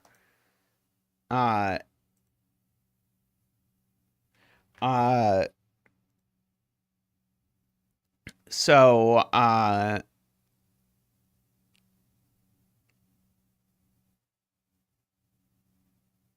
and so I said, what was it I said before? I think I asked if this could really be a 1, and it turned out the answer was yes, but it was only if this was a 4 or something like that. Let's see. If this is a 1, then these are most of 5, 6 pair, which is 22 plus 1. It's 23 plus 4 doesn't work. So yeah, so if this is a 1, then we can't quite make it. That was incredibly messy. Okay. So there's no 5 6s left over here, because we've already got the 5 6 in the cage. Okay, so now can this really be double 5? Because if this is double 5, now we would do 16. We'd still need 11. Double 4 plus 3 will do it. Yeah, never mind. That's fine. Oh, but do I eat an extra degree of freedom if I try and make this a double 3? I think I eat the extra degree of freedom if I try. Oh, actually, I don't even have to do that. I can just say a 3-4 pair sees this cell, and this is a 5 or a 6. That will make my life much easier, and then I can do that instead. So, in fact, we now know that this is circle. So we can perhaps stay away from doing anything horrible. Perhaps not. Anyway, now the maximum sum of these two is 8. So the minimum sum of these two needs to be 19, which means the minimum of the sum of them needs to be 10, which means they're 4 and 6. Yep. So yeah, so that all works out. 5, 5. And so now this is 25. That's a 2 to make it 27. That's a 3. My attempt to resist doing Carl's math in hopes that I would get around it did not succeed in this particular instance. It may be evitable, but I did not evit it. Okay, so that's a 4 by Sudoku. Let's see. There's a 3 and a 5 left. That's the 5. That's the 3. By the way, that's a 3. Oh, these aren't 3, so that's a 3. So that's a 2 and a 1. So that's a 3. That's a 4. So that's a 2 and a 4. Okay, I can probably now just fill in the 4 here because I probably don't need to know that this... Oh, I still do need to know it's the doubler grid because I need to resolve this, I think. Okay, one of these is a 1 and the other is a 3, so I can at least do that. One of these is a 5 and one of them is a 6. Yeah, I'm going to need to know that it's the doubler grid to resolve that deadly pattern. So that is the 1, and that's the 2. Okay, so when we know H, we'll be back to do this. Okay, so I guess we do know at least that H is 15 or 16. And there's probably another H somewhere.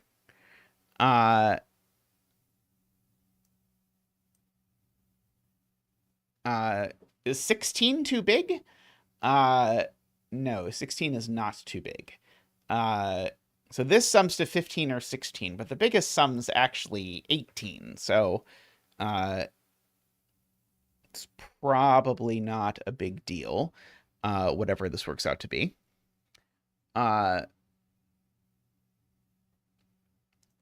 Okay, let's see. D, have I said anything about D? Is there a second D in the grid?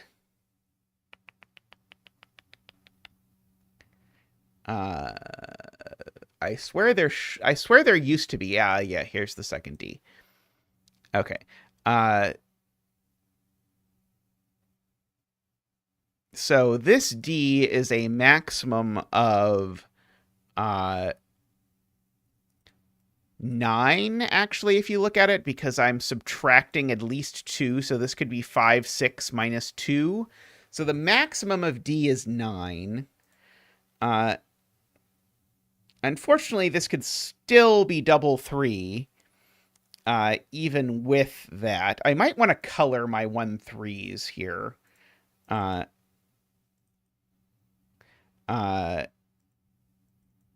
Just for the sake of doing that. Oh, this is the tripler grid. I see. This is the tripler grid, right? So if this is a 3, that's a big problem right away. Because if this is a 3, it already totals 9. So that's a 1, which makes that a 3. And now we're at... And so we said the maximum was 9, so that has to be a 2. And so, in fact, it's actually 8 is D. Let's go ahead and fill in the rest of these. Okay, so D is 8. Wherever the other D is, it went away. Okay, here's the other D. Okay, so so I need a 6 in these two cells, right? If I do 4, 5 minus 2, it's already too big. So I need a 6. And I can't go lower than a sum here of 10. So these are from 4, 5, 6. And this is a 2 or a 3. So I could do 5, 6 minus 3 would be okay in order to make that work. See, I probably need to look over at G more carefully, because that might be our sort of last hurrah here. Unless B is relevant, I don't remember. Yeah, G is 11 or 13. Over here, the minimum G is 9, so that's not so exciting. I guess it's telling me this can't be 1, 2, or 3, actually, now that I think about it. Because if this is 1, 2, or 3, that would just make the total 9. And so this is not 1, 2, 3, or 6, so this can only be 4 or 5. Let's see.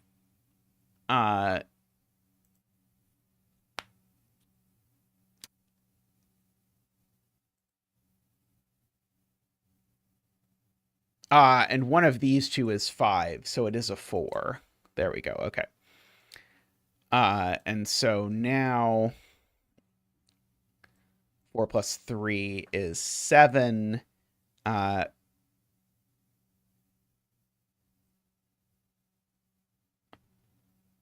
So I can't include a 2 here even by parity, right? This is currently summing to an odd thing. I need the total to be odd.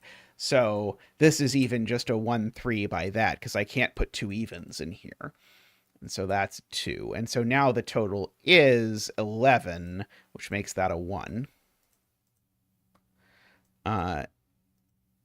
Like that. That 1 does see up despite Sven's efforts not to do so. So we get that.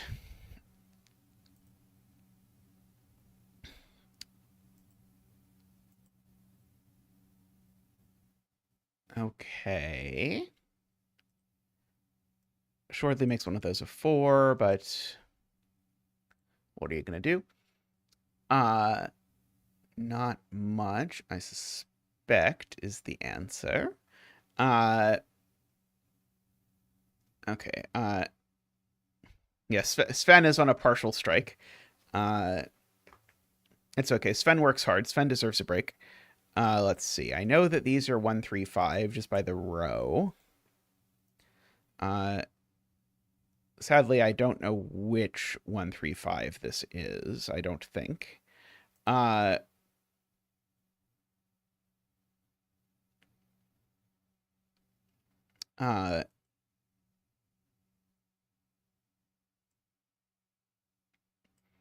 Oh, this is a 1, 3, 5 triple, though, so that's a 6, and that's a 5. I agree with Ron.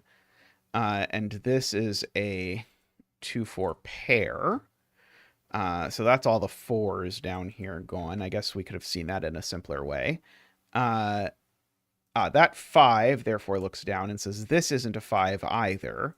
And so neither of those is 5, and therefore circle is 5.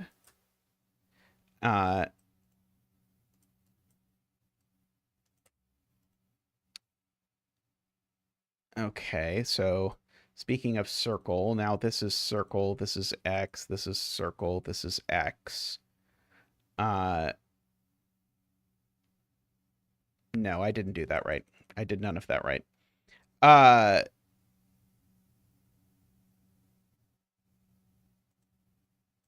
Sorry. Circle is 5, so I can just get rid of circle. But the 1 3s, that 1 3 is X, so that 1 3 is box, so that one's X, so that one is box, so that one is X. This one is box. And then, this 2 sees down and makes this a 6, and that a 2. And now this is a 5, and that's a 6. This is the XE1 3.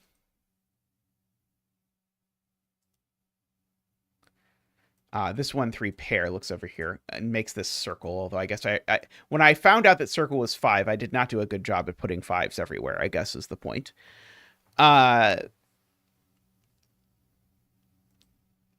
E here is now, oh yeah, it's half of 5. Who knows?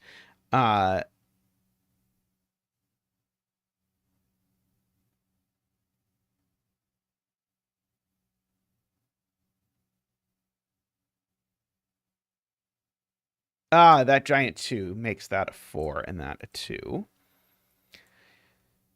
So E is now down to 2 options. What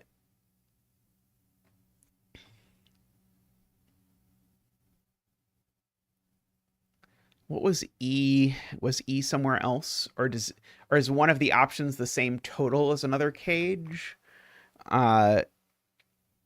So let's see.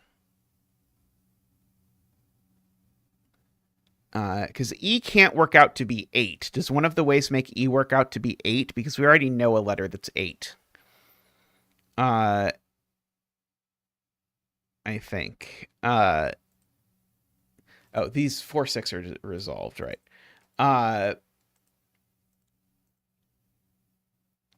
Right. The maximum here would be 3 2 3. Wait. I think I got the E is maximum 6. Oh, sorry, no, it's 4. If this is the the maximum here is to make this a 1, which would make that 3 3 and 2. That doesn't work though. I can't make this a 3 because it makes E 8, and I want to say, I don't know, one of the random other letters was already 8, right? Was it B that was 8? No. Was it D? I think it was D. Yeah, D was 8. So E can't also be 8. And so I can't make this a 1. So I have to make this a 3 and a 1, which makes E 7. I can fill in my assorted other cells. So now E is 7, and we can look back at grid 1. This being 7, I don't think really helps me, unfortunately. We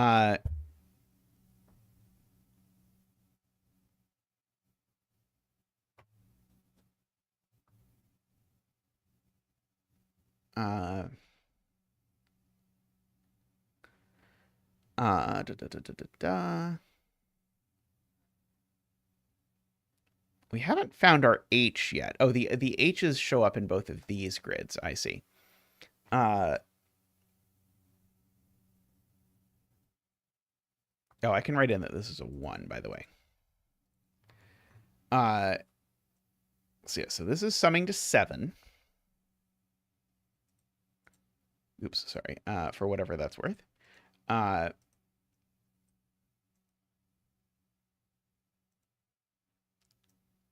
can I maximize? Let's see. So these sum to a maximum, I guess, of, they can't sum to 4, 5, 6, technically.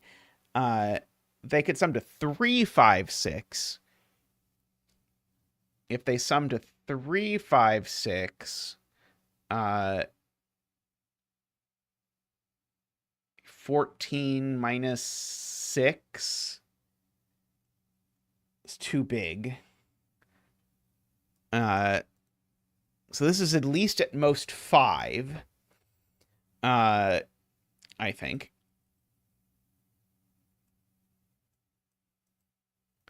Because if this is a 6, in fact, even actually, it's even worse. Because if this was a 6, then this would actually be at maximum 3, 4, 5, which would be 12 minus 6. So one of these two is actually the 6, because this one has a 6 looking at it.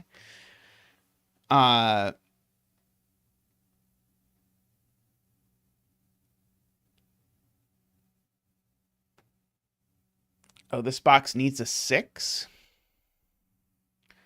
Because I need these 3 to total a minimum of 12, and one of them is a 1. Yeah, okay, yeah, so right. So this can actually only be 1, 5, 6, with a negator 2, actually. And of course, that's the 5, and that's the 1 and the 6, because we've got a 6 looking over.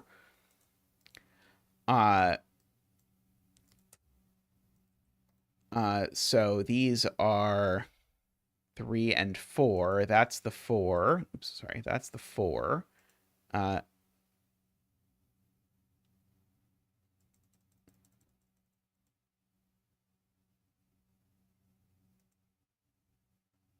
Why did I know this digit wasn't a 1? I feel like I somehow felt like I knew that digit wasn't a 1, but maybe I was wrong when I marked it. In which case, then I don't think we could do anything, right?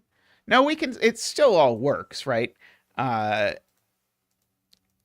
I could have made a mistake before, but anyway, this is still 1, 5, 6 minus 2. It's just less exciting. And then these are 3 and 4 in some order. Oh, but that 2 makes that a 3. Which makes that a 4 and that a 3.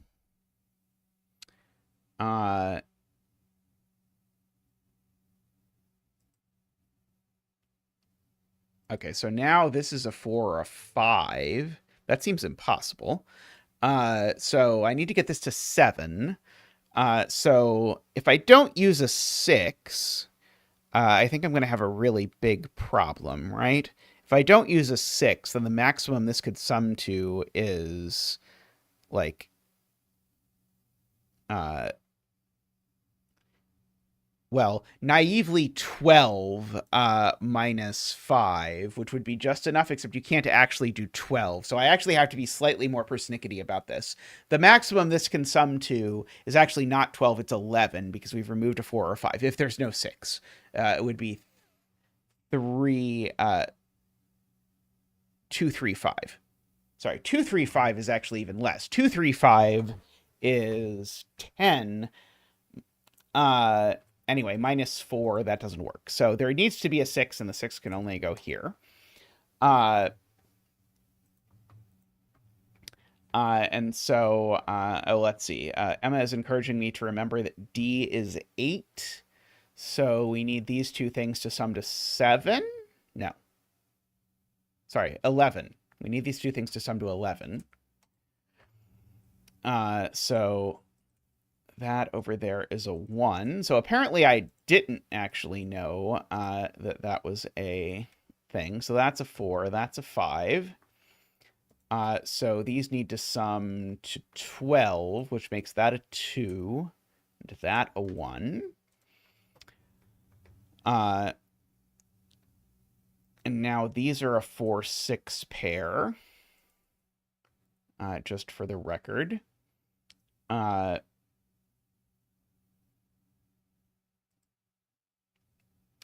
Okay, these are a 1 and a 3.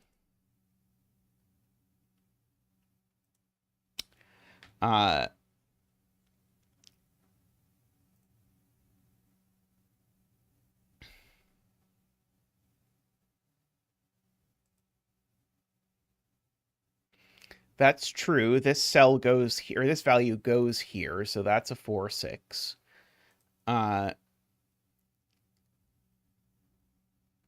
We do know if we look back over that H is 15 or 16.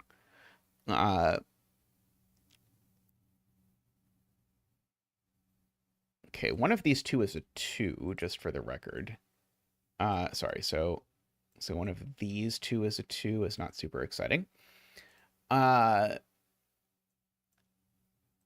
those is a 3.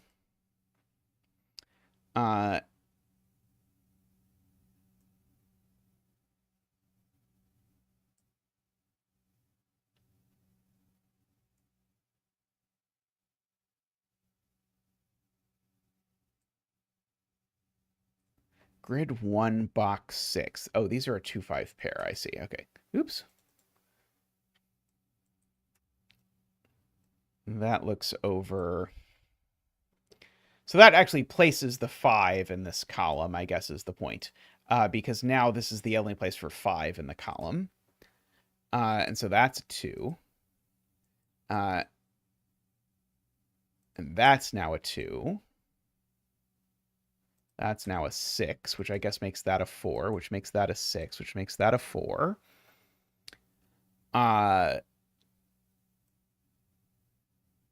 These are a 1 and a 3. Except this one can't be a 3, because if this is a 3, I can't place 3 in this box. So that's a 1 and that's a 3. Make that a 1 and that a 3. Okay, so these are 3, 4, 5, 6. These ones aren't 4. These ones aren't 5. These ones aren't 3.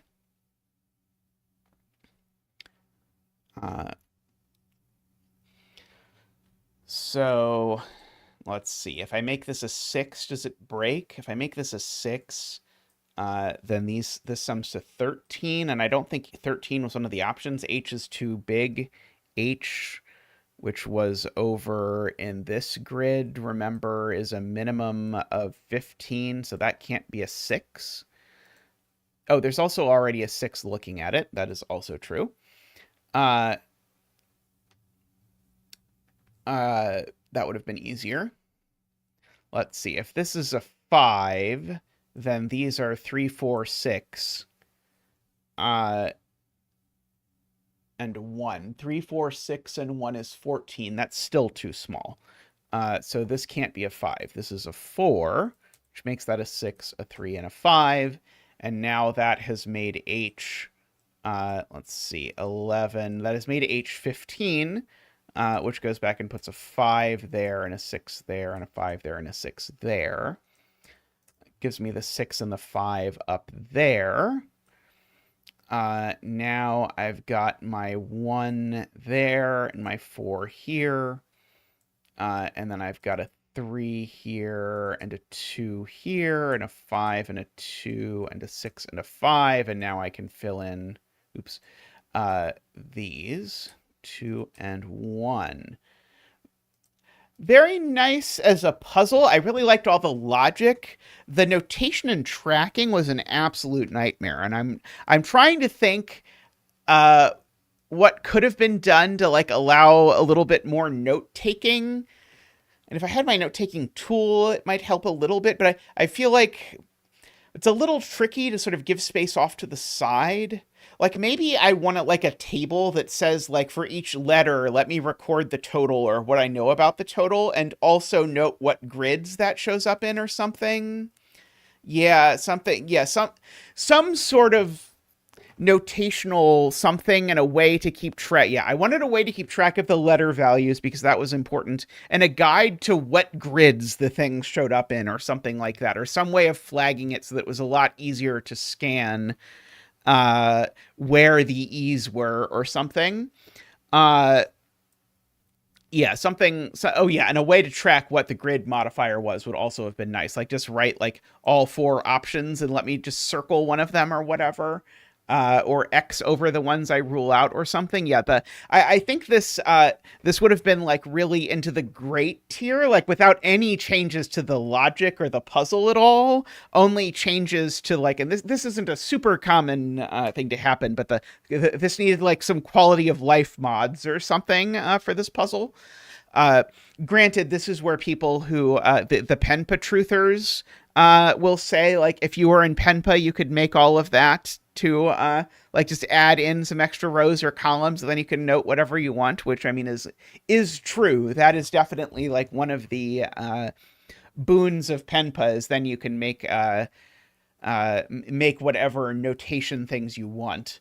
And so sometimes when there's not that kind of quality of life, it's because one of the people is a Penpa person. And so one of the creators is a Penpa person. And so then they just anticipate that you'll have that. But other than that, the logic here was just very nice. And I sort of thought, having the modifiers be in the same place in every grid is going to make it a little bit boring because it's all going to get placed right away. But that really wasn't the case. It wasn't until, I don't know, 2/3 of the way through that we had that. And even actually a very clever thing was the bit about the cage totals still meant that even actually after you'd placed all the modifiers, there was still actually interaction between the grids, even though my first cursory glance at the puzzle was, once you've put in all of those things, then you won't be able to do that. Anyway, great logic in that puzzle. I'll be back with another puzzle in just a moment, so see you all very shortly.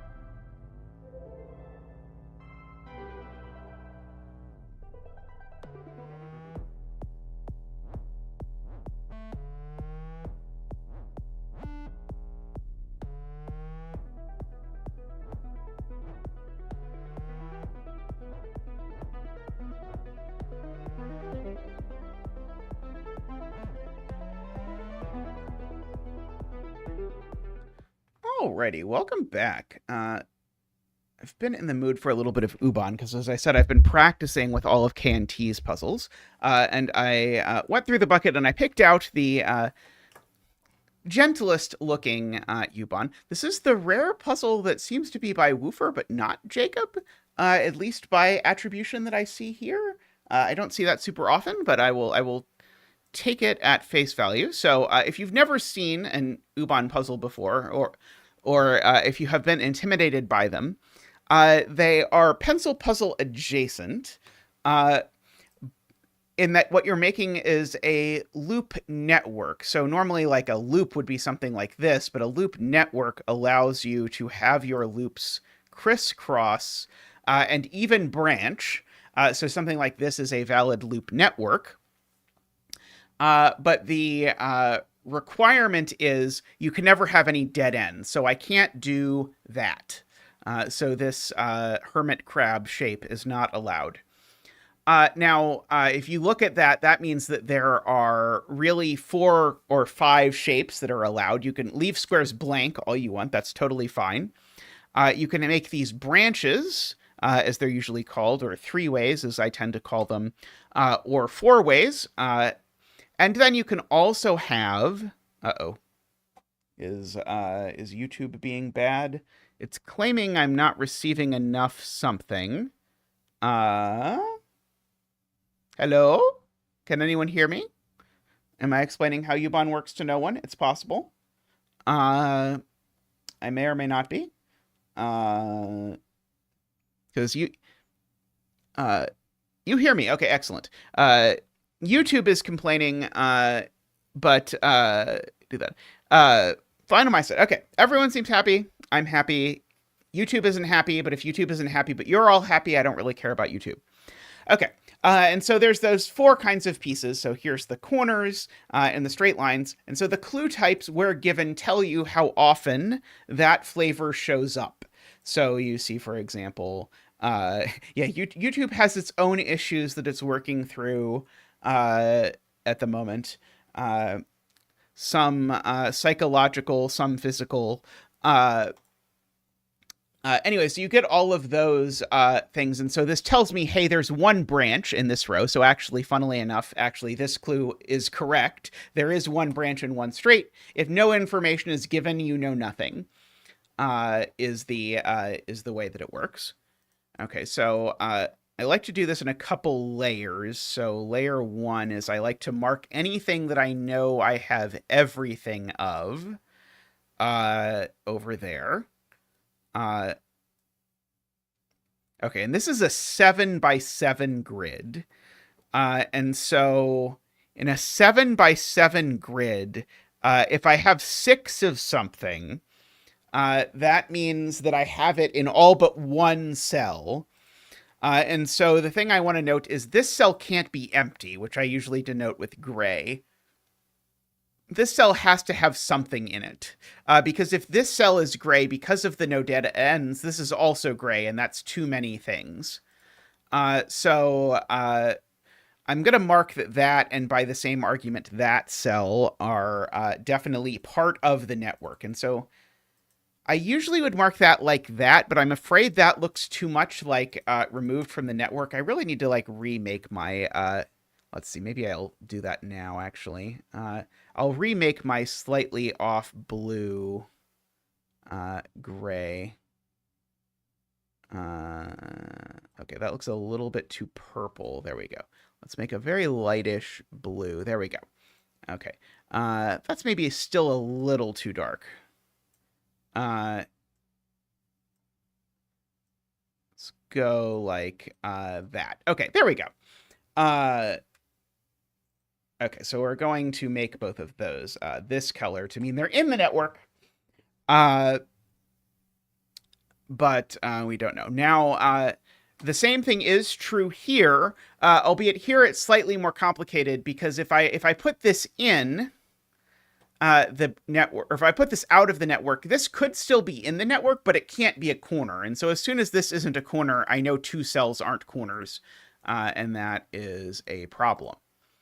Okay, so I've got all of those. There's probably going to be a lot of corners in these columns. Okay, let's see. This column has 2 T's, I know. This column has 3 T's, which is quite a lot of T's for one of the edges to have. Let's see. This certainly has to be in, or I can't make 3 T's. Because if this is out, I can put 1 T above and 1 T below, but that's not 3. So that does something.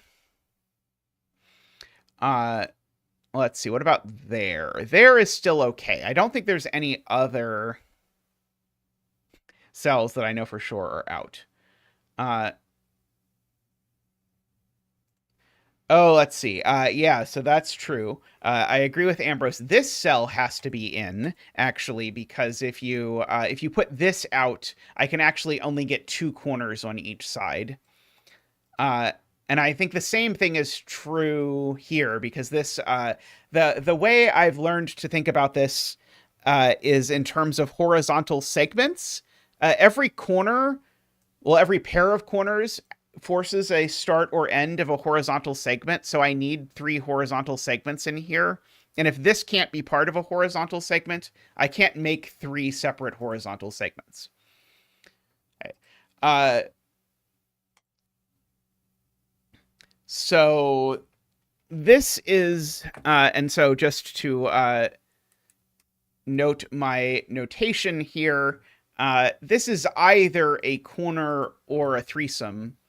And likewise this one. And so my usual abbreviation here is 1, 2, 3, 4.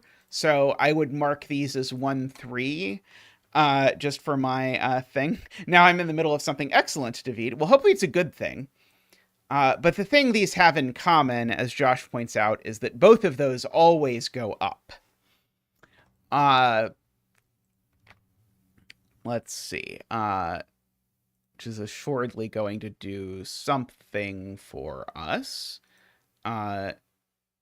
This 2 over here isn't quite enough to force anything, I don't think. Oh, this being a 3, I think, doesn't work. Oh, it does just. If this is a 3, it forces exactly the entire structure of the bottom row.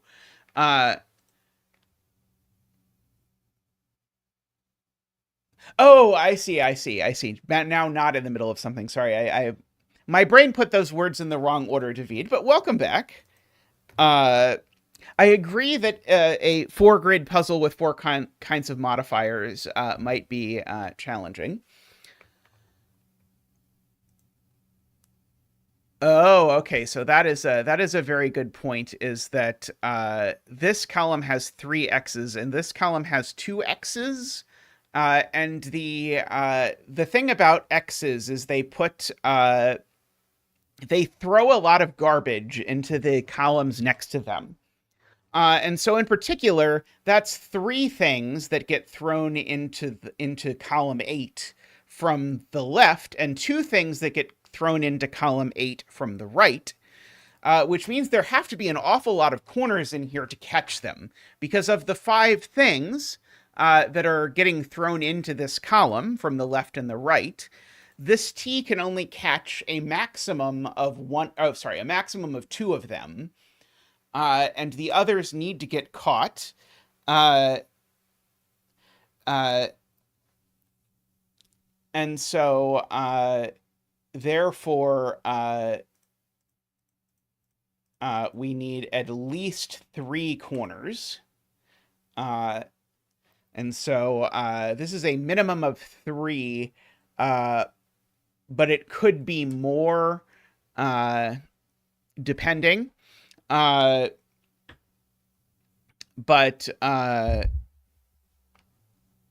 yeah, so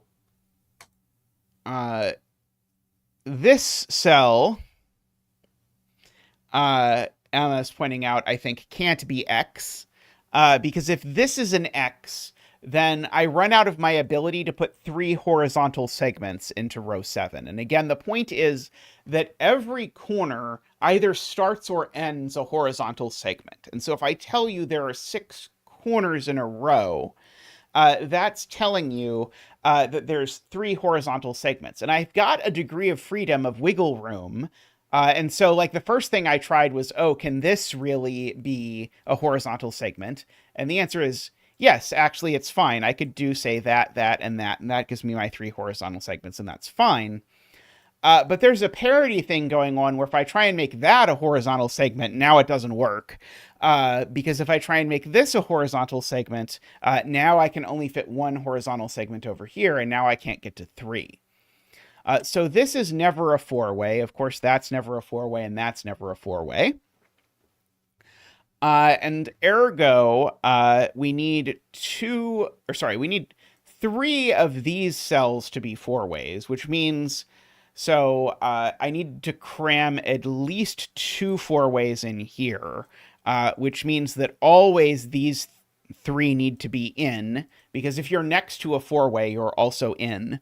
And also I need to make these connections, because if, for example, I didn't connect these 2 cells, that creates the instant problem that I now can't put a 4-way in either of these 2, and now I can get at most 2 4-way intersections in the column. So we can at least put those in. And I think if I look at this column, I think I'm going to have a very similar thing. I can't put my 4-way intersection here. So again, I can only put in 2 of these. And that means in particular, this cell needs to be in, because if this cell is not in, it rules out 3 of my 4 places that I can put it.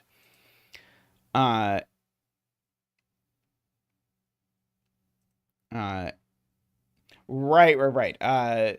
David points out this cell's also always in, because one of these 2 has to be in as a 4-way, and whichever one it is, it always makes that one be in.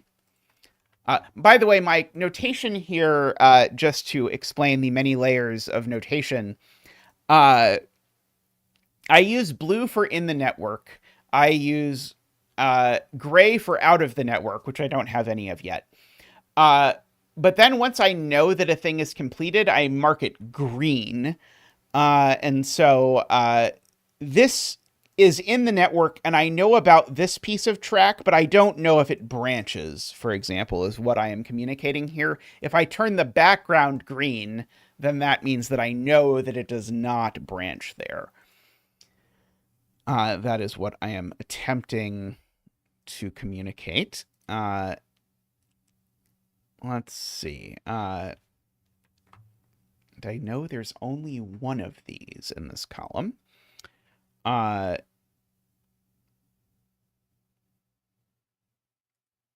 So I know this connects up or down, but not necessarily both. Oh, this can't connect up and down, can it? Yeah, this way, this cell's actually even more interesting. Because if this connects up and down, it breaks. And so let me show you why. If this connects up and down, what am I doing with this cell? And so we already argued you can't make it a 4-way. But if I make it a T, it's a T that starts or ends a 4th horizontal strip. And I just can't fit 4 horizontal strips here. So in fact, I think David's point is exactly the point. This, oh, it could be a line. Oh, crap. It could be a line. You're right. Darn it. Dadgummit. It could be a line, right? It can go only up and down. And that won't break it. Yeah, I agree. Unfortunately, that is correct. It can go only up and down. I was so excited to like turn both of these into 4-ways. But yeah, you're right. This could be a straight line, or that could be a straight line. They can't both be straight lines, for whatever it's worth.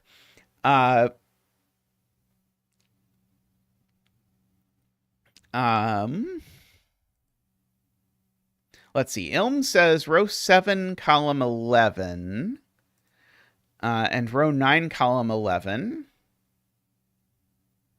are both blue, or you can't fit in 3 T's.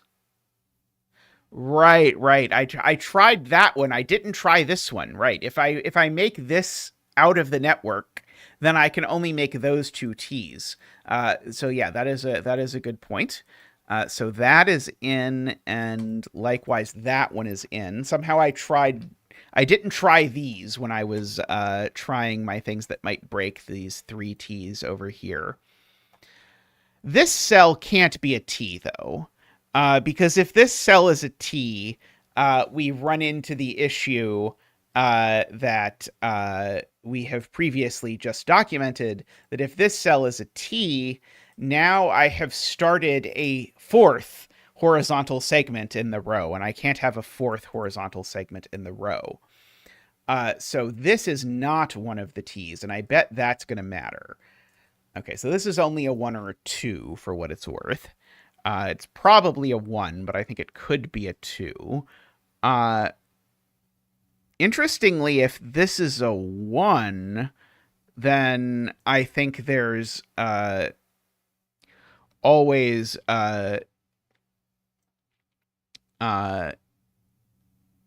yeah, there's no vertical T's in row 7. Any T's that are in row 7 are horizontal. That is what I am saying, yes.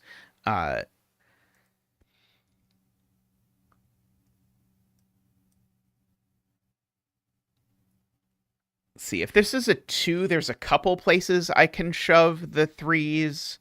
If this is a 1, now I'm actually obligated to make all 3 of these 3's.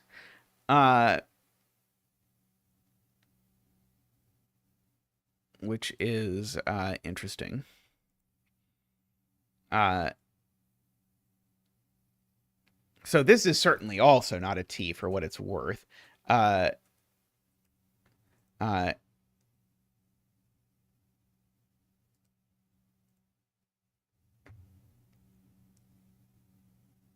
Is that true? Couldn't I do something ridiculous like this and then another pair like that with these 2 and have these 3 be the T's? I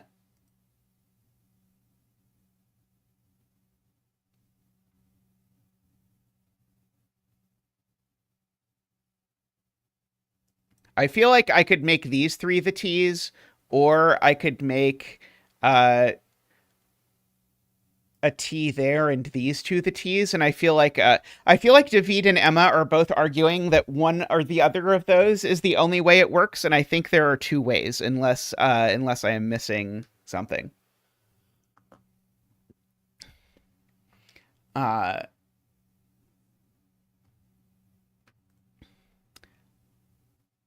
Let's see.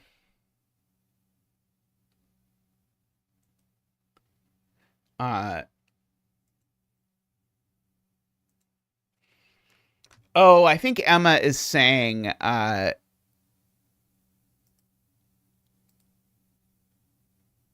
something about I can blue more cells in this column now that I know that this is not a T.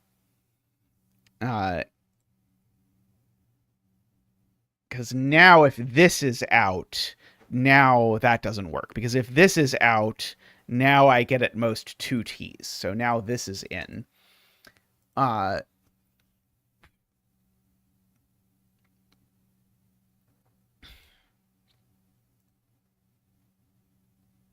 So if this is out now, then these 2 can be corners, and I can only put my 3 T's here, except remember the middle of those 3 can't be a T.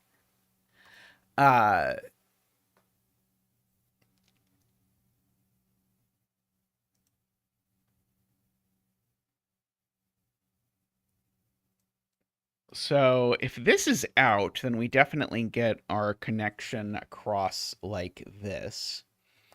Yeah, as soon as anything goes a little bit wonky in this row, as soon as anything isn't a 1, of course the entire row sort of gets beaten. Right, I'm talking about not being in, right. I'm not claiming I know what shape it is. In fact, I claim I don't know what shape it is, but I know it's in the network. I actually don't think this can be out either. I think if this is out, uh, now I can fit two T's. I can fit T's in any one of these three spots, but not in all three. So I think this is also in the network, and so I think that actually gives me my first completed piece, right? If that is not in the network, do we agree that if this is not in the network, that surprises me, but I think it's true. If this is not in the network, I don't think I can get three T's in this column, given that that's a 1 or a 2. Oh, sorry, maybe it could be a 2. Sorry, it could be a 2 and then have the 3s there, right? It could be a 2 and have all of those be 3s. That's okay. Yeah, this would have to be a 2 in order for that to work. In my brain, I've already assumed this has to be a 1 somehow, even though I don't know that.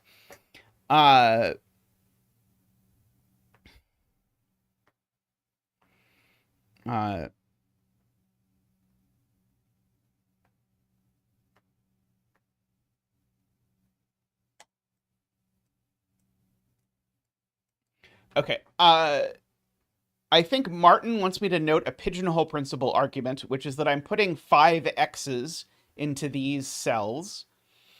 And it's 4 rows of cells, and therefore there is a row that has 2 X's in it for sure, somewhere in here. And that row definitely has... Wait, how does that work? Oh, that row has the 3-way in it. I see. That row needs to have a 3-way in it because that's the only thing that could be there.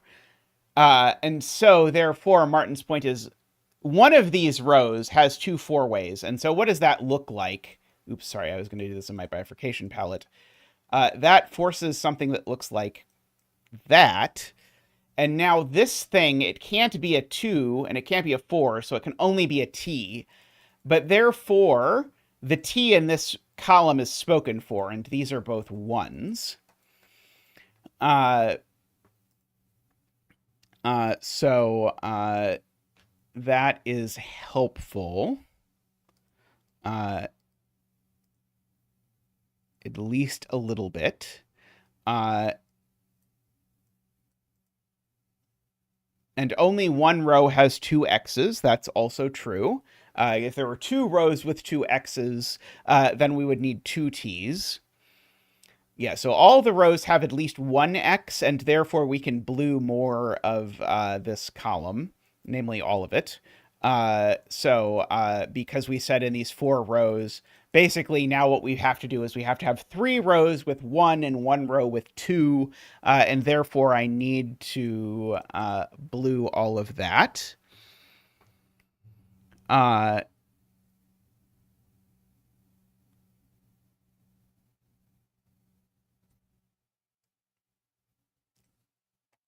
So now this is a minimum of 5. And in fact, actually, I know that T, if you think about it, is a horizontal T. And so this is actually a 5. And so this is going to be out, and that's going to be huge. But let me explain that, because this is weird if you haven't thought about Ubon before. The T that we know about, we know it includes a horizontal component, and so it either goes up or goes down, whichever way it goes. I know I drew it through the exact cell that I know it's not. But that starts a vertical segment. And so every corner, just like in this row, we argued about starting and ending horizontal segments. Well, in this column, we know we're starting or ending a vertical segment with this 1, and with each of these turns, and therefore there need to be an odd number of turns. Well, the only odd number available is 5, and therefore this is not in the network. And that is huge, because that's going to give us a huge reward, because we now know basically where the T and the straight have to go in this row. Namely, they have to go in this cell and this cell, and all of these are true corners. And we can fill in that. That was a very nice payoff for understanding what was happening here. In the world. Unfortunately, I don't think it has a lot to help me understand what's going on with the three corners here. Uh, it was very nice. Yeah, I agree. Uh,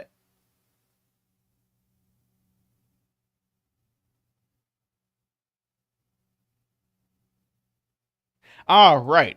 And so Emma now says the thing which is maybe even easier than a way to think about this, which is I actually know there's three vertical segments, so I know where they are. Namely, they're there, and there. And they don't join, or I won't have three vertical segments. Uh, very true.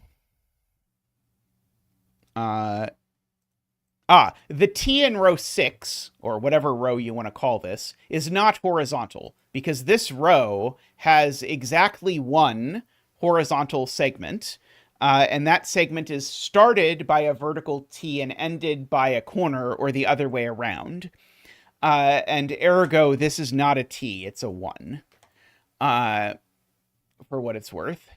And that means that in one direction or the other, things just end, basically. I guess to say it a different way, in one direction or the other, we just have two straight lines.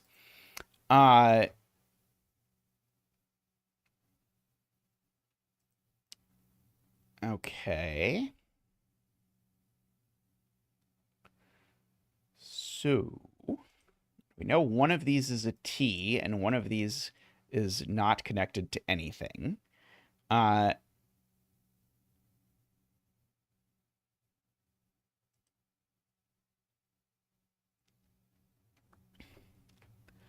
uh,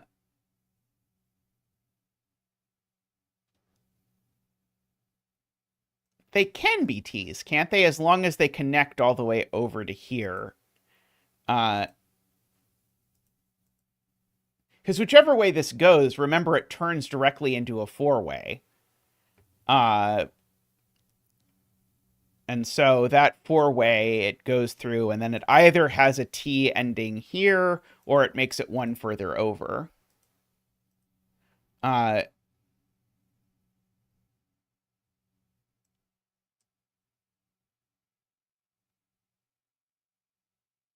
Yeah, we don't know that this isn't a four-way, right?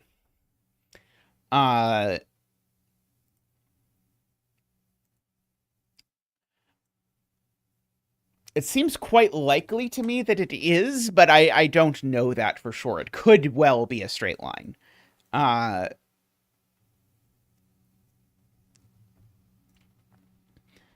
uh,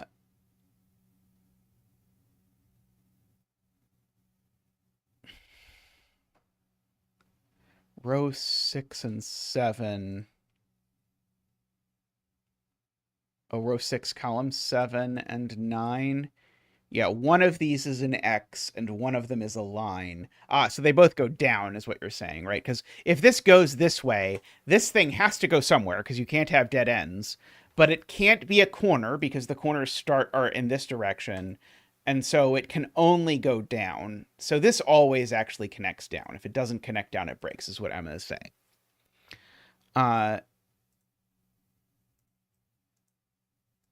So that is now in the loop network.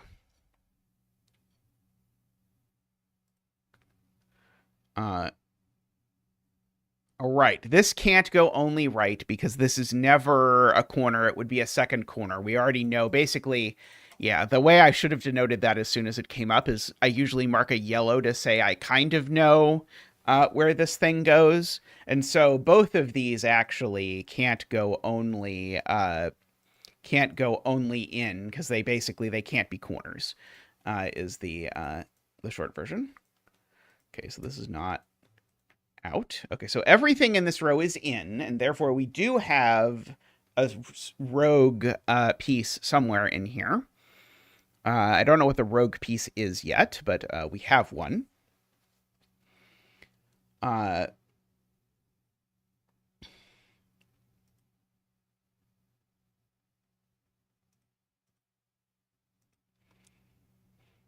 Okay, the 3 is now one of these.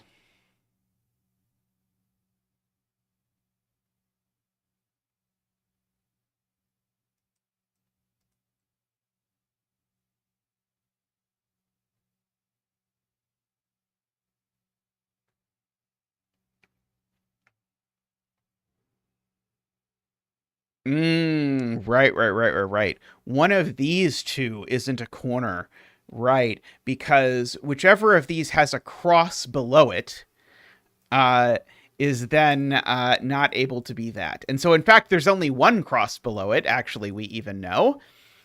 So this is not the double cross row, but one of these two is not a corner. And so, therefore, everything else is a corner in the row. So if I want to fill this all in, I can get rid of the 2's, fill in a 1, and that gives me that. And so the other one, in fact, is a straightaway. So just to show you, Ron, if you imagine one of these two has a cross below it, whichever one it is, if you just look at it, that's now forced this to not be a corner. It's not just because there's a cross below it; it's because there's a cross below it and this vertical piece that we know about on both sides. And that vertical piece that we know about on both sides is what is basically, as soon as you do that, then the skeleton of the thing has a straight way through it. All right, and these are done. Does that make sense? Yeah. Oh, sorry, I keep using the other color. Okay, those are done.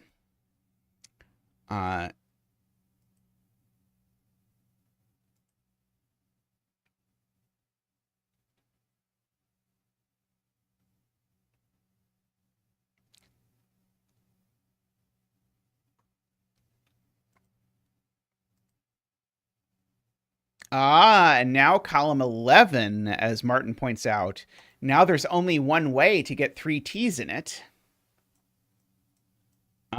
which is this way.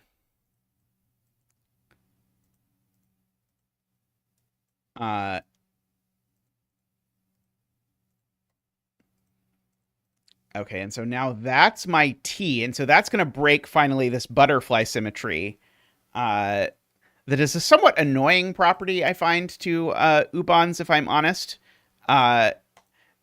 So now this is horizontal, and it needs to connect all the way over to here, which now means that's finished, because we only have one horizontal. This now tells me I know where both of these are. So, oops. So those are done. I can get rid of that piece. This is, of course, done because it's a crossing. And now this can't... Oh, sorry. This could still be a 4-way. That I don't know. But I do know this is done because I can't add anything to it. Oh, so now this cell can't... Oh, this cell could be a straight line. This cell is a straight line, though, right? This cell can't be anything other than a straight line. So yeah, this cell is either out or it's a straight line. Those are the options, I guess, for it in its life. Okay, all of these are in.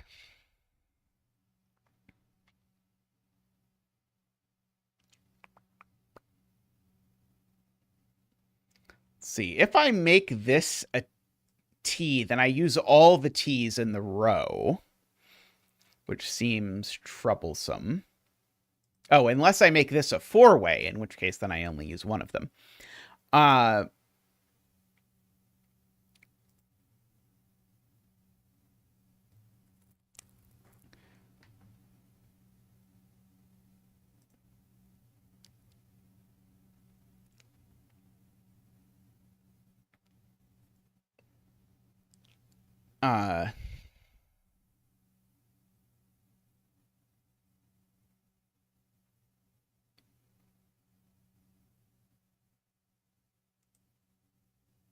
3 X's in column 7. Right.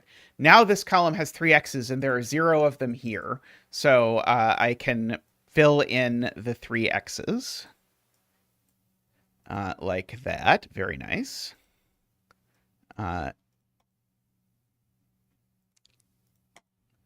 Well spotted.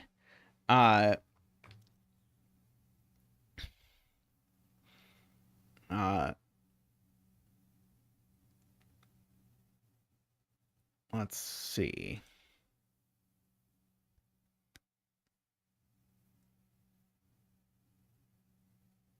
This can't come this way because remember there are no vertical T's in this column.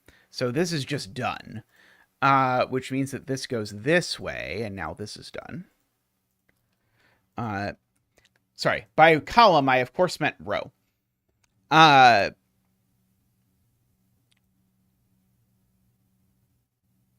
Row 7, column 7 is not a corner. Yes, so this is my none corner.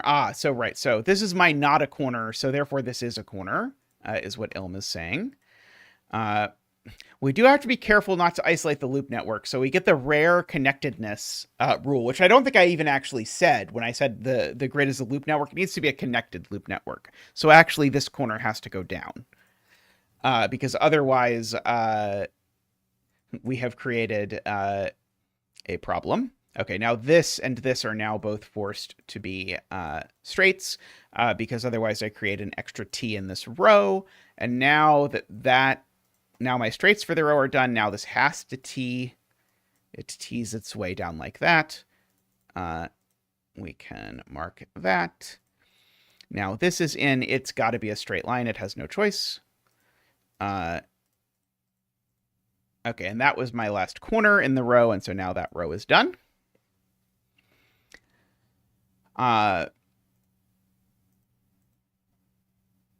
So one of these two now is my last four-way for this pair.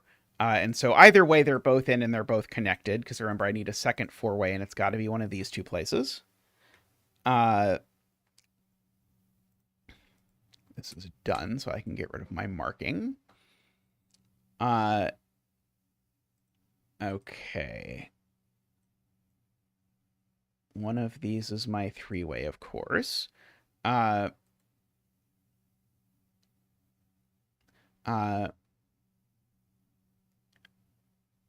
Column 5. All right, one of these two is a vertical line, and so Emma is telling me I need a second vertical line, and so therefore these two are connected by a vertical line, and in particular are definitely part of the loop network, among other things.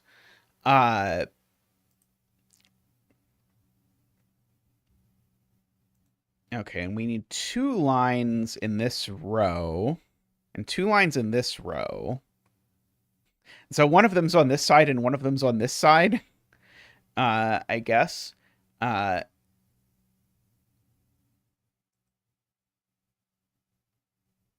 which we create whichever of these is the four-way, it creates the T. Row 8, column 8, says Ilm, is a corner as it can't be a T. Right. The only T here we know goes with the four-way, because you can just see whichever of these is the four-way is going to make that. So therefore, this is always just a corner. Very nice.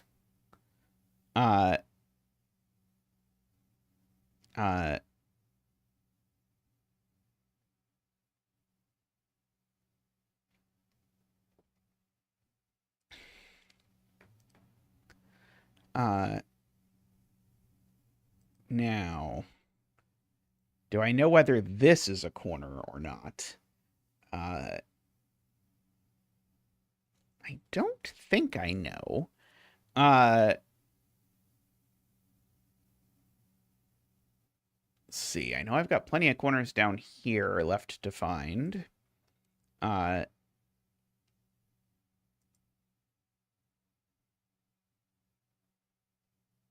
This could still be out of the grid, annoyingly.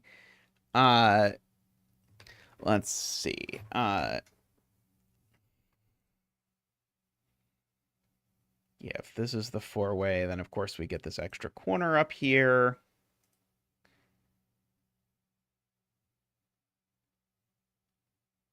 Yeah, I don't quite...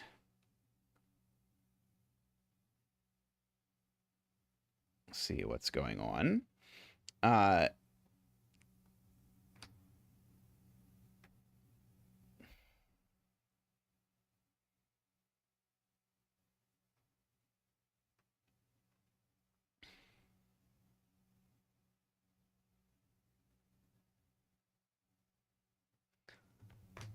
Uh,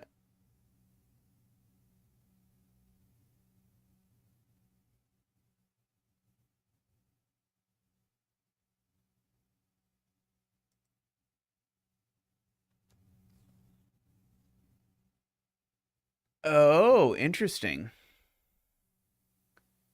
Let's see if I believe this. So Ron is looking at if this goes out, then I know that this goes corner, corner, corner, corner, corner, corner, corner, corner, sort of up like that. Uh, and if I look at that, then my straights, I guess, yeah, this couldn't be straight. That wouldn't be straight. That's already not straight. And so I would need both of these to be straight, except visibly this one is not because it has a thing pointing up. So this is definitely in. I agree. That was a very cool observation, Ron. And so that does that.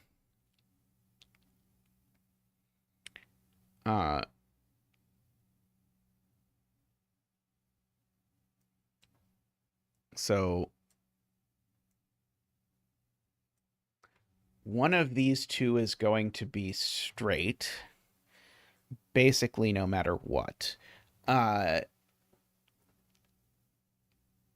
uh,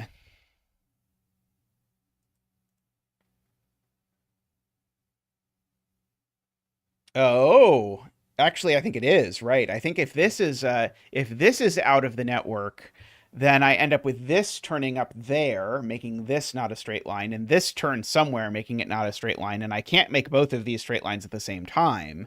So yeah, Emma's correct. This needs to be in, at the very least.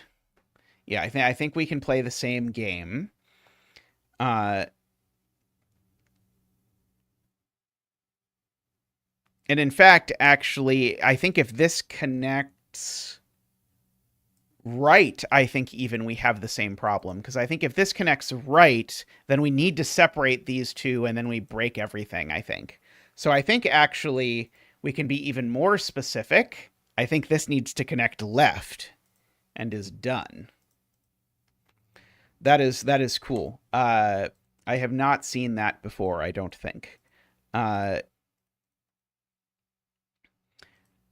okay, so this is the not a corner. How did that break? Uh, so I was saying, oh, you're right. Sorry, that was a straight. Sorry, that was fine. Never mind. Uh, yeah, sorry. That could still be a straight, and then one of these would be a straight. Never mind.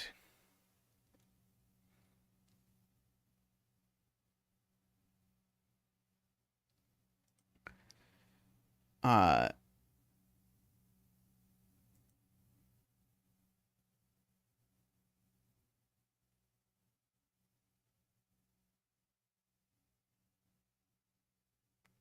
is it that this being out breaks this row?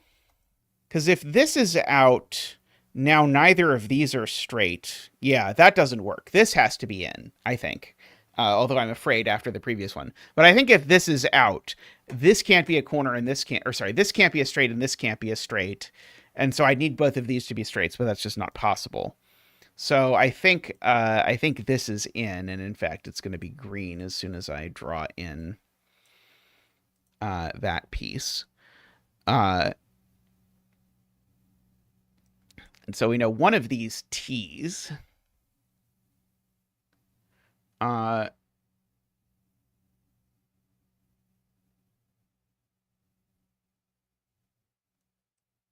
Right. These can't connect. I also agree with that. If these connect, uh,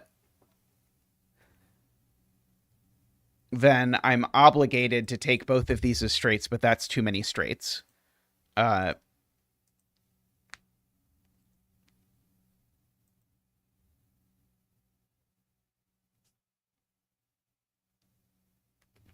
yeah, I think we basically know there's sort of like one straight in these two and one straight in these two or something uh, in each side. Uh,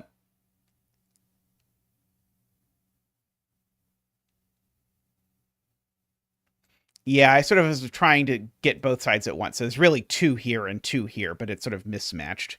You can think about it row by row. Uh,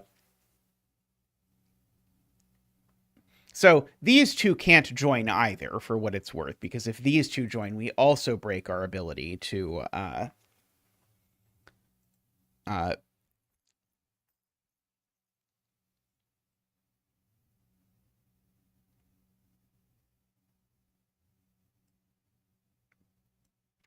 the problem is whichever of these rows you make two T's, you need to make two straights on the other side, Ron, and you can't. Because these two can never have two straights in them. And so you always need at least one straight over here. And again, you actually, in fact, can only possibly get one. And that is the problem. Uh,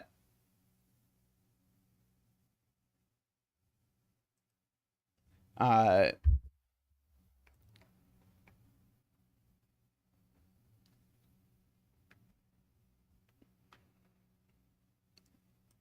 yeah, the argument runs through the fact that one of these two is an X. You're right. I didn't say that out loud.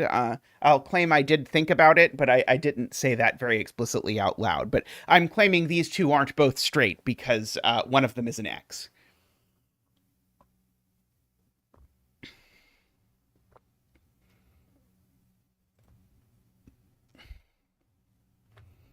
Yeah, okay, that's a good spot.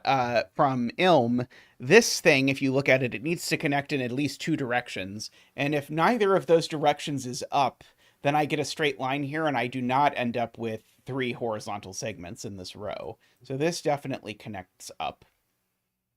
Uh,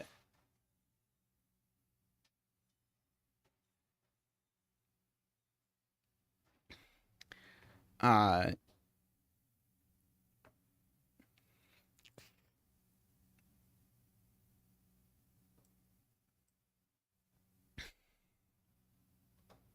can row 8, column 10 not be a T?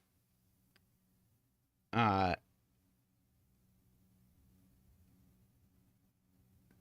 by can it not, do you mean is it possible that it isn't, or do you mean does it have to?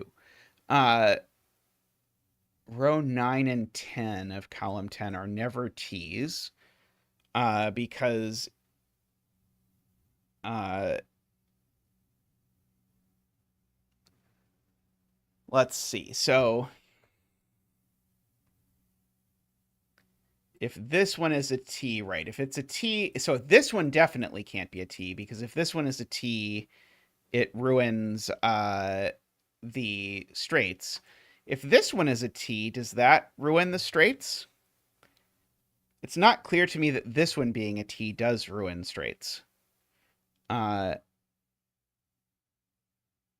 Oh, sorry, that's not row 9 and 10. That's row 11. I see, yes. These two can't be T's because if either of these is a T, it does ruin the fact that one of these two has to be straight. So neither of these two is a T, and therefore the T's are these two. I see, okay. And therefore, if this is a T, we know it looks like this, and then we know the rest of this row looks like this in order that we can fit in our 6 corners. Because basically, as soon as we know which cell of the 6 is not a corner, we know what everything else looks like. This is not a T for sure now, so that's a corner.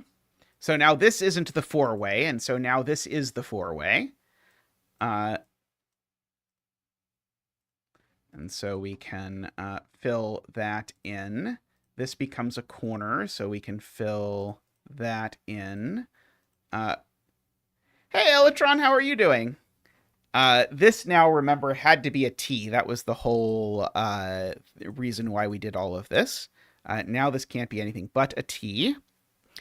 This is now can't be anything but a T. And so now remember we had this whole like wing on things. One of these two had to be a straight line, or I'm not going to get to two straight lines in this row. In fact, actually, you can just ask, where are the two straight lines in this row? And we now actually know. Namely, they're there and there. So that row's done. But now that is the last straight that we get in column 5. So now this has become a T. You love to see it. And so now that is, oops, sorry. And so now where are the straights in this row? It's there and there. Now this is done. Glad to hear it. And now this can't branch anywhere, this can't branch anywhere, this can't branch anywhere. And so therefore all of those are green. And we have done it. We have made our loop network. That was a really neat puzzle. I really liked that one. Very nice. Perhaps not a 10 out of 10 on the naming, perhaps, but oh yeah, I can definitely do some more oranging. If I orange all the clues, it makes it look like I'm right. Alrighty. I am going to take a quick break, and I'll be back shortly with another puzzle. So see you all in just a moment.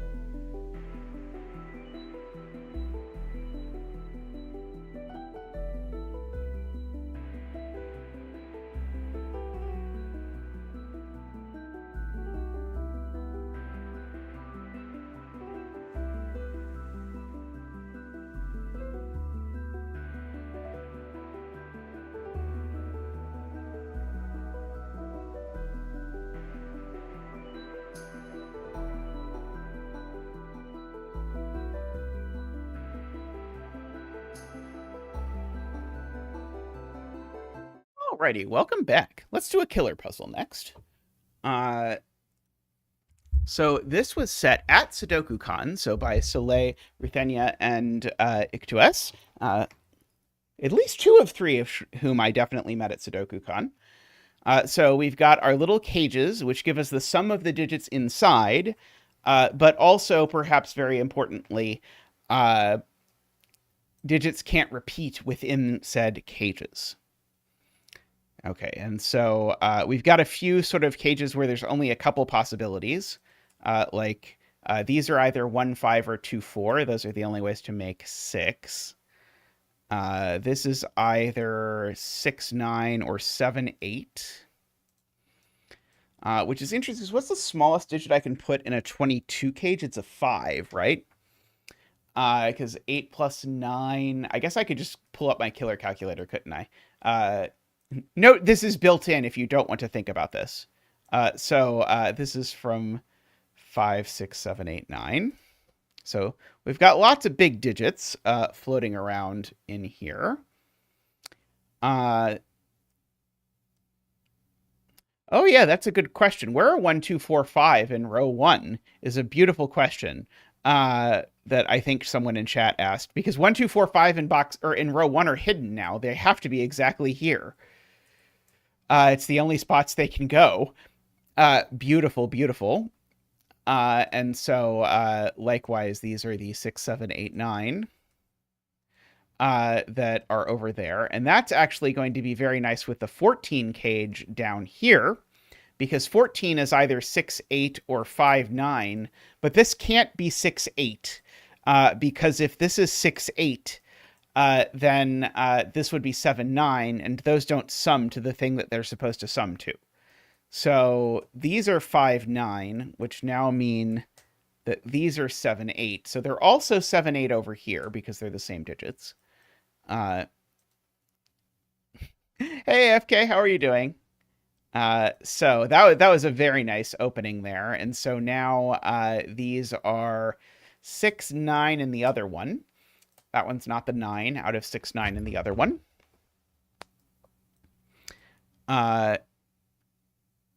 Okay, and so what is left in this column now? Let's see, we still got a 1, a 2, got a 3 and a 6, and a 4. And no 5, 7, 8, or 9. Okay, so we do have to be careful. In fact, we need to have a 6 in these cells, funnily enough. That's awesome. I love that. We need to have a 6 in these cells because if we don't, we break 3 of the ways to make 10. And you can't break 3 of the ways to make 10. That will not work well for you if you need to make 10 twice, because there are only 4 ways to make 10 in general. And that's actually going to get us some other digits floating around over there. Sorry, I did not hit the right button there. So there's no 3 there, no 3 here, no 6 here. Okay, so one of the ways to break 10 or to make 10 that we need to use. Oh yeah, digit dance. Sorry, digit dance. Boop boop boop. Woo! Boop boop boop. Woo! Boop boop boop. Woo! Ba-doop boop ba-doop boop boop boop boop. Waha! Thank you, Zach. Thank you. And yeah, the thing I was about to say is, yeah, you also need a 4 here, as Emma points out, because if you don't put a 4 here, you still break too many of the ways to make this. Like, you can't make this 1, 2, 6, because if you make it 1, 2, 6, you've still broken too many ways to make 10. So this isn't a 4 either.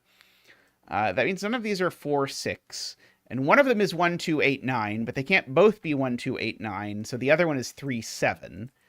So you know that there is a 3 and a 7 in here, which means that this 31 cage definitely has a 3 in it, for what it's worth. Now, Emma, I saw before, pointed out... Oh, in fact, actually, I could do even better now. Oh, no, not quite. Sorry, but I can say there's a 5 in one of these cells, just because of that over there. I'm not putting a 5 in a 10 cage with 2 cells. Do I need these 9 cages to be different? Probably.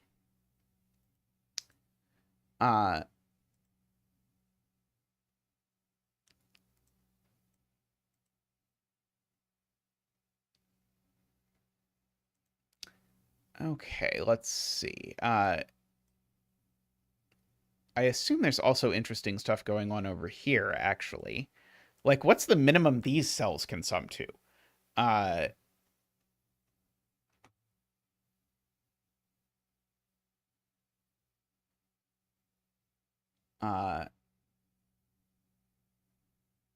not sure what you're saying, Joel.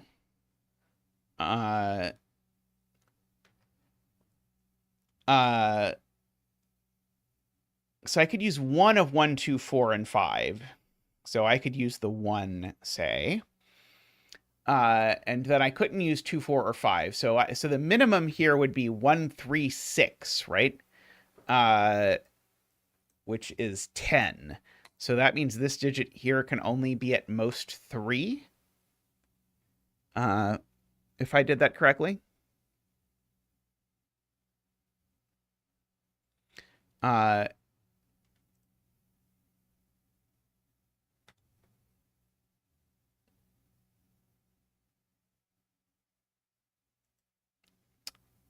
Yeah, I definitely shouldn't repeat the 3 in any case.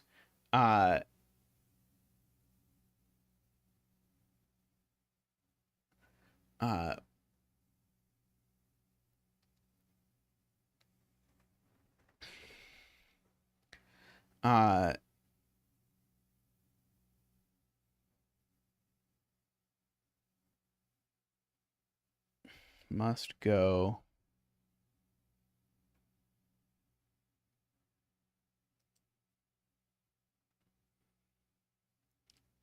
That's true. So AFK is saying each 3-cell 9 cage has at least 2 of 1, 2, and 3 in it. So we get to use the pigeonhole principle again and say, therefore, they have a 1, 2, 3 in common, which means one of these digits is 1, 2, or 3, which means every way of making 19 that uses all of 1, 2, and 3 is broken.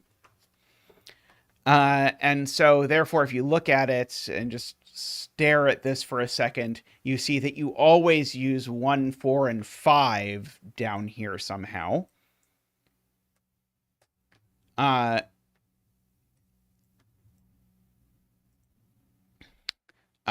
so therefore this is a 9 and that's a 5. Did I do that wrong? Oh, the 1, 4, and 5 are in the 19 cage. Thank you. Yes, the corners go here. So the 9 was right. Yeah, the 9 and the 5. The 5 doesn't go there. And so the 5 doesn't, in fact, go in either 9 cage. And so the 9 cages are both from 1, 2, 6, 3, 4. 3, 4. And now it's apparent these can't be the same, because if they were both 2, 3, 4, they'd rule 4 out of this cage, and if they were both 1, 2, 6, they'd rule 1 out of this cage. So these are, in fact, distinct, which means these digits are all not from 1, 2, 3, 4, 6, which means they're from 5, 7, 8, 9. And if you want, that makes these a 7, 8 pair exactly. Somehow by magic. Are we never putting a 7, 8? We could put a 7, 8 in here.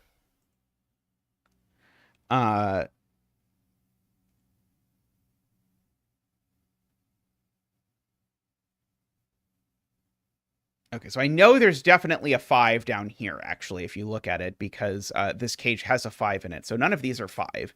So in fact, I actually know these are 7, 8, and 9 exactly.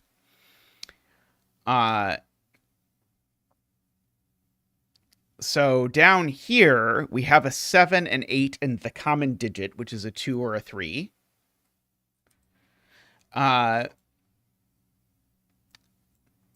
Oh, actually, I literally told you what these two are, so chat would like me to note that I know what the common digit is between 1, 2, 6 and 2, 3, 4. And so it's a 2. And ergo, this is that one. If I click well, 1, 2, 4, 5, 7. We know that's not a 5 or a 7, so this is from 1, 2, 4. So that's actually... Yes, you're right. Sorry. It doesn't have a 2. 1, 3, 4, 5, 6. Thank you. I don't know why this is so complicated. 3, 4, 5, 6. Okay, so these aren't 5.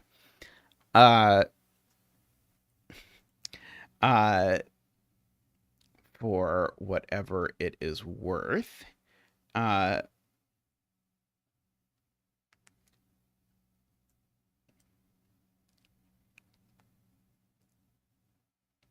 Okay.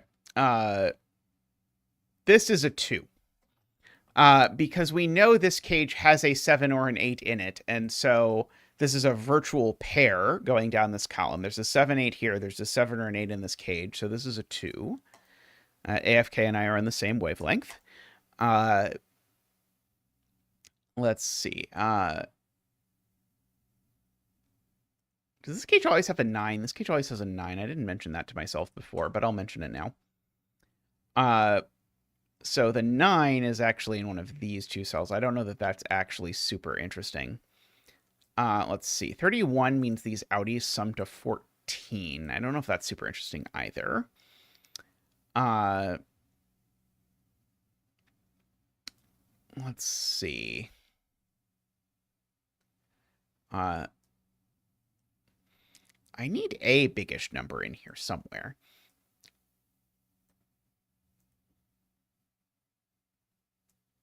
It's worth noting I can't put anything bigger than 7 in here, so the 8 and the 9 live in these cells. Can this really be an 8? It can't be a 9. Can this really be an 8? If this is an 8, then these need to be a 1, 2. No, that doesn't work. Because now these are a minimum of 3, 4, 6, but that's already a minimum of 13. So I can't put the 8 here either. So in fact, these are an 8-9 pair. Just to go over that again, if this is an 8, then this is a 1, 2, 3. That's the only way that works with 8. But these are the 1, 2. And now these are a minimum of not 4, 5, but 4, 6, 7. And that is, 3, 3, 4, 6, which is already 13. So this would need to be a 0 or less. Sorry, I did it right the first time, and then I didn't do it right the second time. Which means one of these things has a 7 in it. So it's either this one or this one, just by the box. Let's see. I wonder if I'm supposed to have done this more elegantly by just asking what the minimum sum of these cells is. I think that doesn't quite get me where I want to go, but it's close, because I know that these sum to a minimum of 21, so therefore these sum to a maximum of 6. So it certainly would have at least told me that this number wasn't too big, but it was not the case that I just like missed an intended step for forever. I guess actually I could maybe do this smarter, because actually I know the minimum sum of these is actually, it's not 1, 2, 3, 4, 5, 6, because it's missing a 1, 2, 3, 4, 5. So it's actually now the yellow cells in this box are now actually a minimum of 1, 2, 3, 4, 6, 7, which is 23. Which means that the sum of these two digits is at most, is now at most 4. So this is also from 1, 2, 3 for whatever that is worth. But I couldn't do that early on. I couldn't do that until later. Yeah, we know one of them has a 7.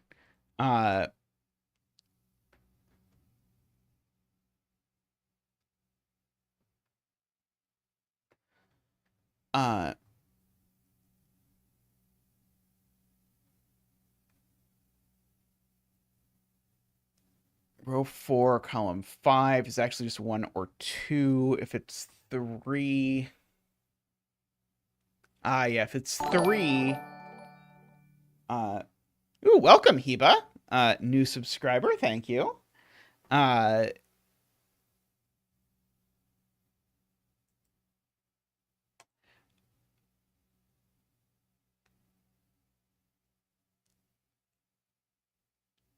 Yeah, I guess this has a 6 or a 7 in it. Can't be 1, 2, 3, 4, 5, because I've got to put both a 6 and a 7 in this box. And so it's not that one. It's one of these two. The version with 1, 2, 4 seems like a pretty big problem. Because then I would need... Yeah, the 1, 2, 4, 6 doesn't work. Because if I make this 1, 2, 4, 6, then I need to have 2 of these cells be from 1, 2, 4, 6. And well, that's 6 cells within the box from 1, 2, 4, 5, 6. That's only 5 digits. So actually, if you look at this, it's actually 1, 2, 3, 7 that is over here. I think someone in chat had a smarter way to see this, but I didn't quite understand it at a glance.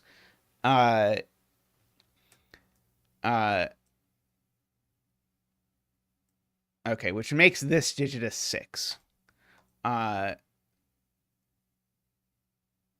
Which then means this isn't a 3.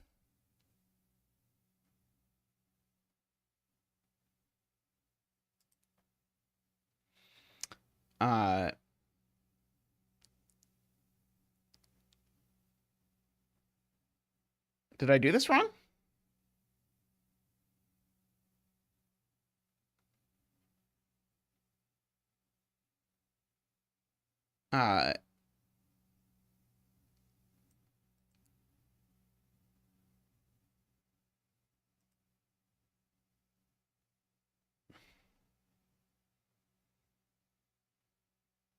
What?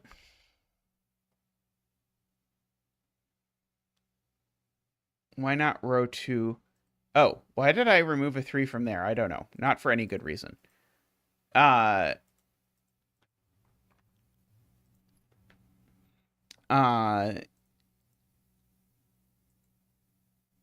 okay, but the 3 in this box, people want me to say, is in one of these cells.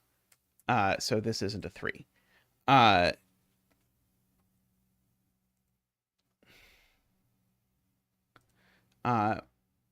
And so there's A12 in here. Oops, sorry. There's A12 in here, which means there's a 4 and a 5 up here, which means that this is a 1-2.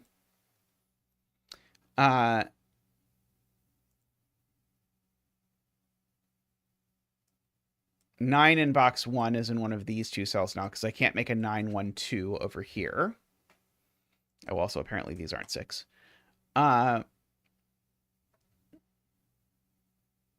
Which means one of the... Oh, actually, it means this digit specifically is 9, if you look down now.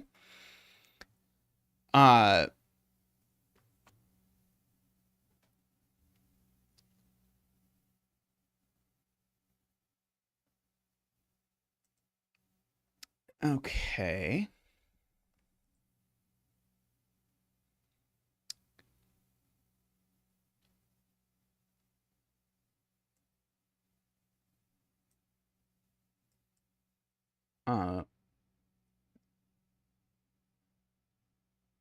Right. The 14 cage always has a 1, so that can't be a 1. Very nice, because this is a 2 always.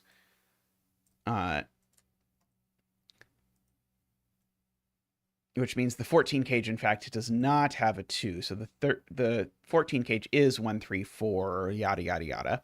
Which means the 2 in this box is in here. Which means this is a 1, in fact. So we can sort of bounce back through here. Which means the 1 in this box... Oh, I guess I don't quite know. Oh, I guess I know... Oh, I know there's no 5 in here, is the point. So now I know that this is a 4 and a 1... and a 3 and a 5, making that not 3. And so these are 2, 3, 7. It's not a 1.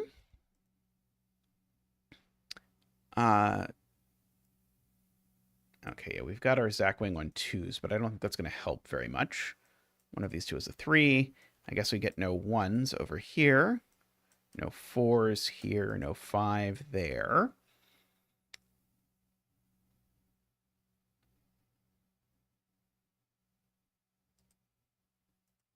Okay. This 12 doesn't come too close to me. This digit here, if I look at it, is a little bit restricted. It's got to be at least 4, 5, 6, and it's not 9. And so it's sort of playing... It's suggesting that there's a lot of tension on where the low digits go in this box.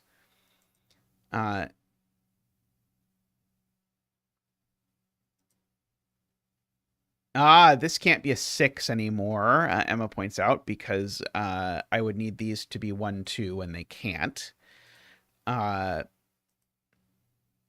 Very slick. I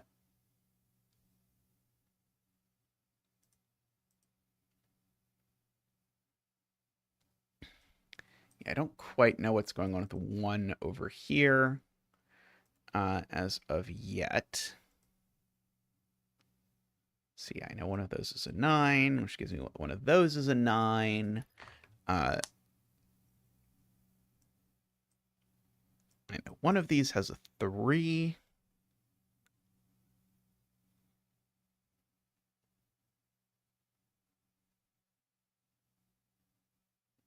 One of these is 2, 4, so it would make... If this was the 2, 3, 4, it would make that one a 3.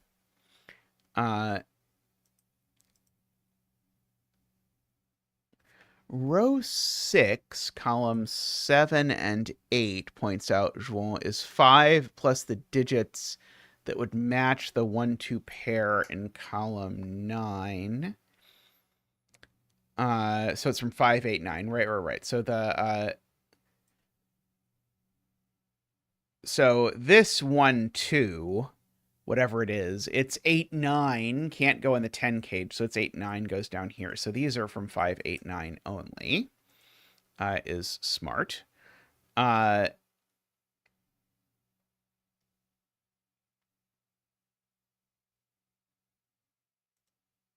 Okay, so the outies here sum to only 14. So this is a minimum of 11, if you look at it. Just the 5 plus the 6 would be a minimum of 11. And so this is a maximum of 3. So actually, this can only be the 1, 2. So these aren't the 1 or the 2. These are the 4, 6. And now, actually, we can sort of run that backwards and now say, okay, well, if this is an 8 or a 9, we assuredly are already too big, because if this is an 8 or if this is an 8 or a 9, we're already too big. Because if this is already as big as 8, then these already sum to a minimum of 14, and I need this to be a 0 or less again. So this is a 5.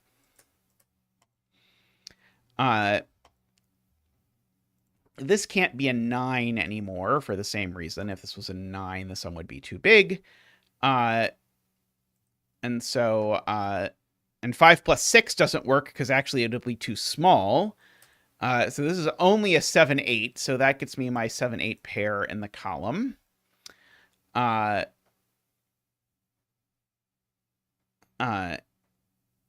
And that 5 also has sorted out my 2, 4 and my 1, 5. So that's not a 1. This isn't a 2 or a 4.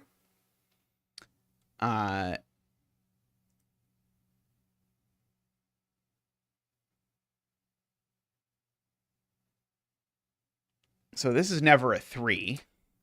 Because if it were a 3, I'd need these to be a 2, 4, and they can't be.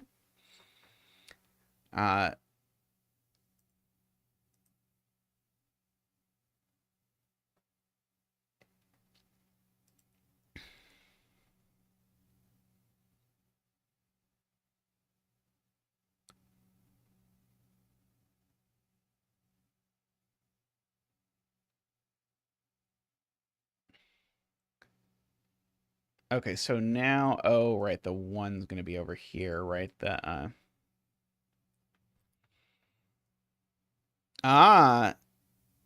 Carl noticing now 9 in this box can't go over here because 9 here would put a 1 here, which doesn't work. So now the 9 definitely lives in this column. Corner marking this this poorer box within an inch of its life. Okay, so that's a 6 and that's a 9. So no more 6s over here. So this can't be a 1 now because it would make this cage 1, 2, 4, which would not be very good for it.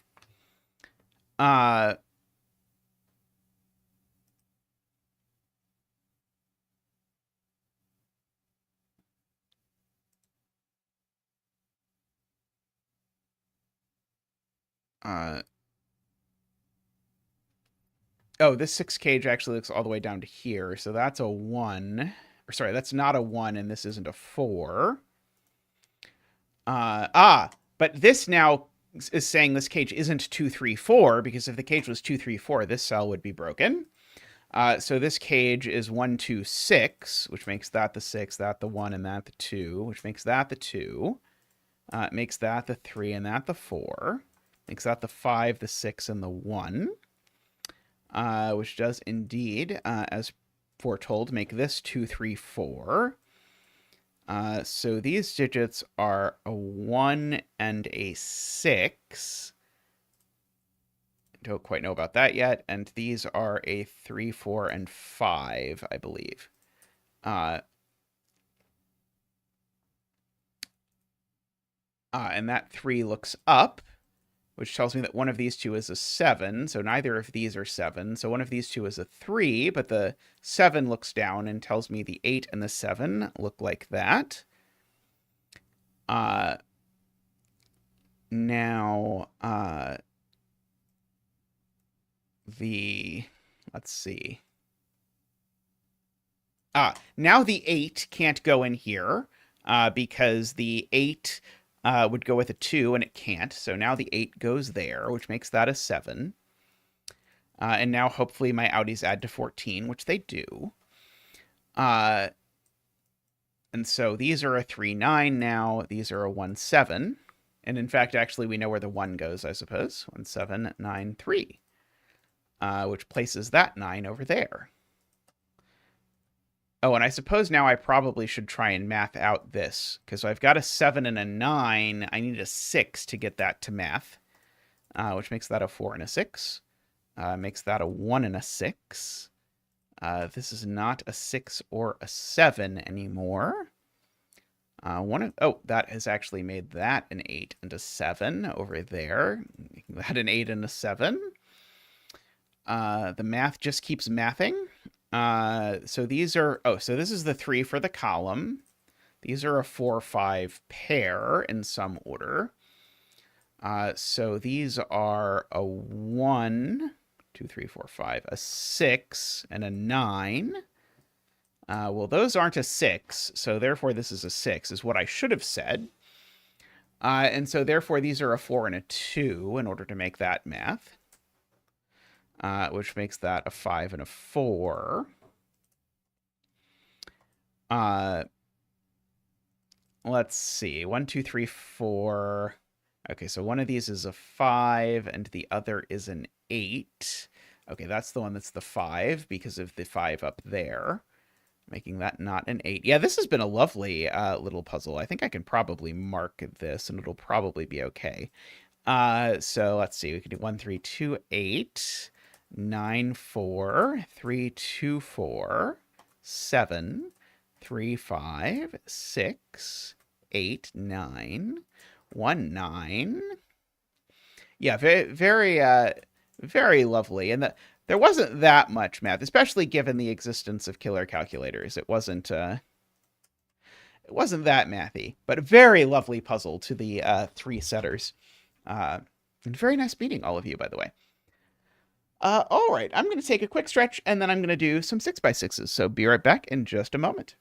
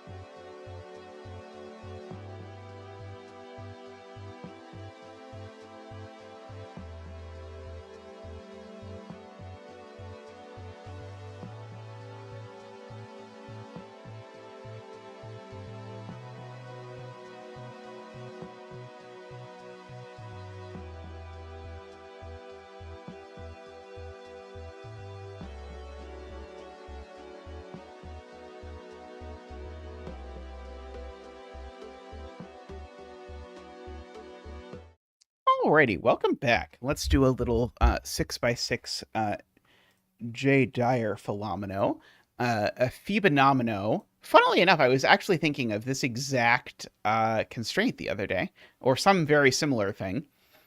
It didn't involve arrows, I think. But anyway, this says an arrow in a cell indicates the number, and that is the sum of the first 2 cells in the direction of the arrow.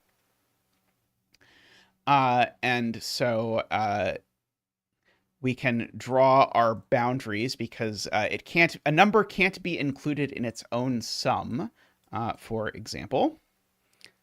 And we know that this number, actually, I'm going to fill in these, is always a minimum of 3, because these can't be a 1-1 pair. So whatever this is, it's a minimum of 3.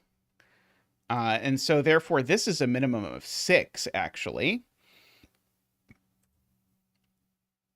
I'll use my traditional, a minimum of 5. Minimum of 5. Zeta notation of putting a little number in the center to mean whatever is convenient at the time. And in this particular instance, the thing that's convenient, I believe, is... it could even be 4. You're right. It could even be 4 if this is 3 plus 1. Sorry, you're right. Yeah, definitely can't take this cell because we know this includes that in its sum. So this can't go down, is a good point from Joel. So it definitely goes and takes that cell. Because this is bigger than this. And if it took this cell, it would also say the other one was bigger the other direction, and that's not good.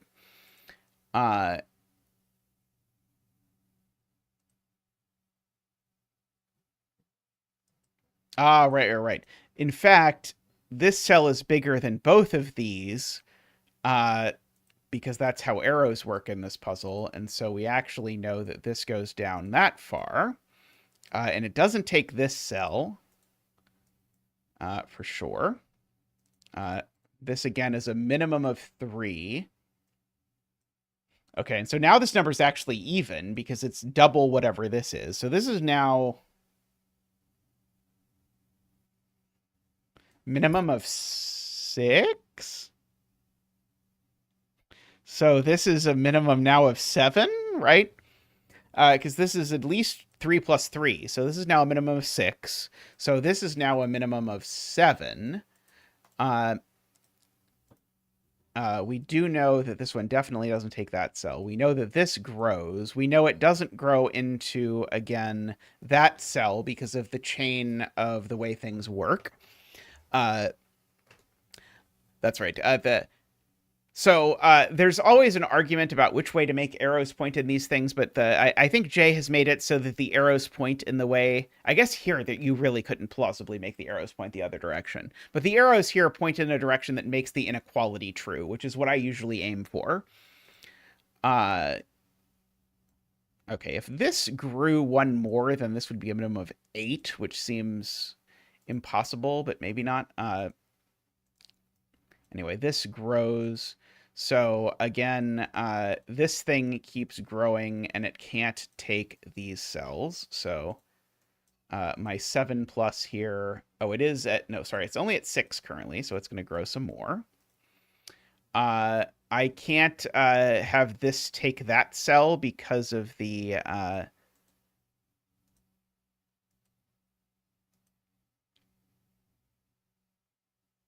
not for any good reason. You're correct. I reversed the direction of the arrow in my head. That is why.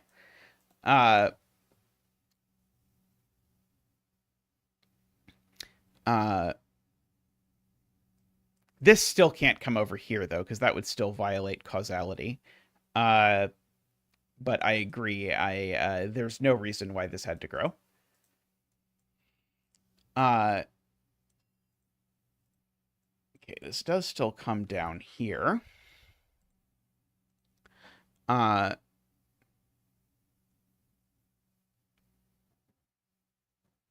This is the same number as row 1, column 3. That is a good point. I'll make both of these carnival cake to mark their significance. And in particular, this number is bigger than carnival cake, so this can't go to either of these cells. So this, in fact, actually does get us back to that this really is 7. We'll make it royal purple. Which means that carnival cake is, in fact, 6. Which means this is, in fact, 3.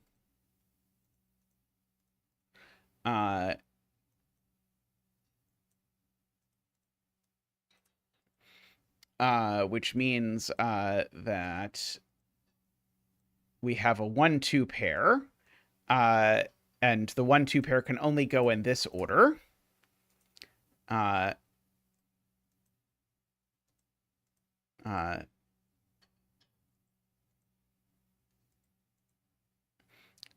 So we can do that. And the 2 has to look like that. Let's see. It can be do that color. Okay, and so this is a 4. Like that. Okay, the 4 can't take that cell. So we, in fact, actually force all of the 4. Yeah, I was mostly distracted trying to figure out if I could find other shades of purple to use. I could probably get away with reusing this one, though. Let's see. This is 6, and that's 6. So these are both carnival cake.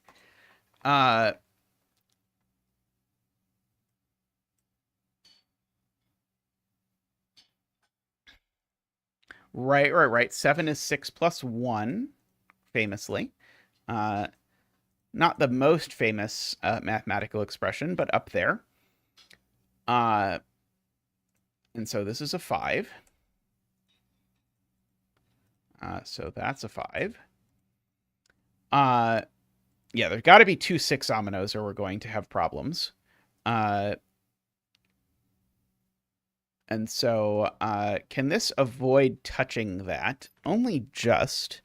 Oh, but not without breaking the 5, right? If this 6 doesn't join this 6, then it can't touch it, and then we end up cutting off the 5. So this is yeah, that would be an abnormally small 5. So this is a 6, and now this needs to be separate from it. Because if this 6 grew into this 6, it would be a 7. So it would be an exceptionally large 6. AFK thinks I did something wrong. Did I? I didn't think so.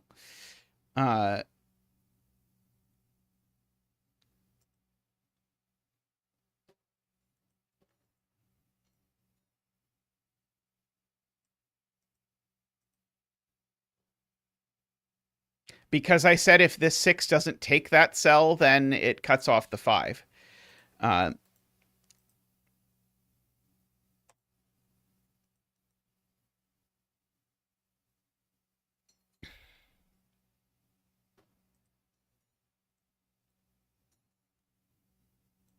Okay, so what is 6 plus 6 plus 5? 6 plus 6 plus, or 6 plus 6 plus 6, I guess, actually, it's 18.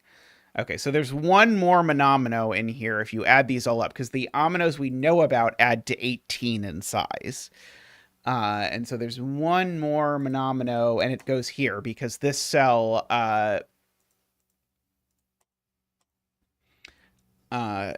yeah, I think I didn't correctly. I said, am I contradicting these two not joining? What I was really saying was, is it possible this 6 omino doesn't take this cell? Is what I really should have said, and then it didn't have anything to do with it joining. Oh yeah, we've got sort of every variation of monomino now. Monomino. That has to be part of the 6 omino because we know everything now is part of one of the existing ominoes. So this is going to be part of a 6. And now this is going to have to be part of the 5. And so now these are both part of the 6. Can fill in all of these 6s. This is going to be part of the 5. And now that's going to be part of the 6.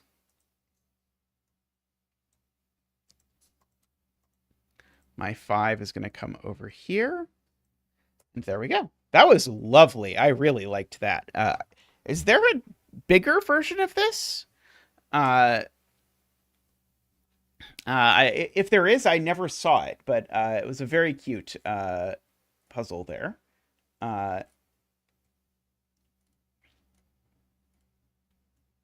Let's see.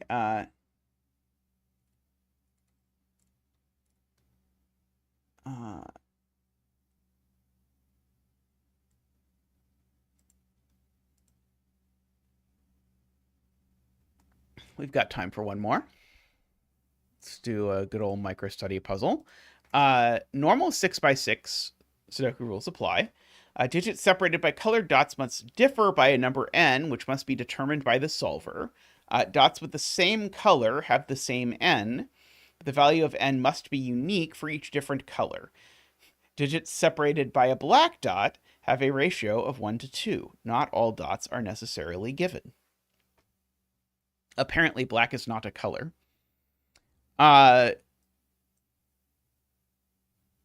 Let's see. What can blue and green possibly be, I guess, is the first question. Certainly, we could do 1. We could do...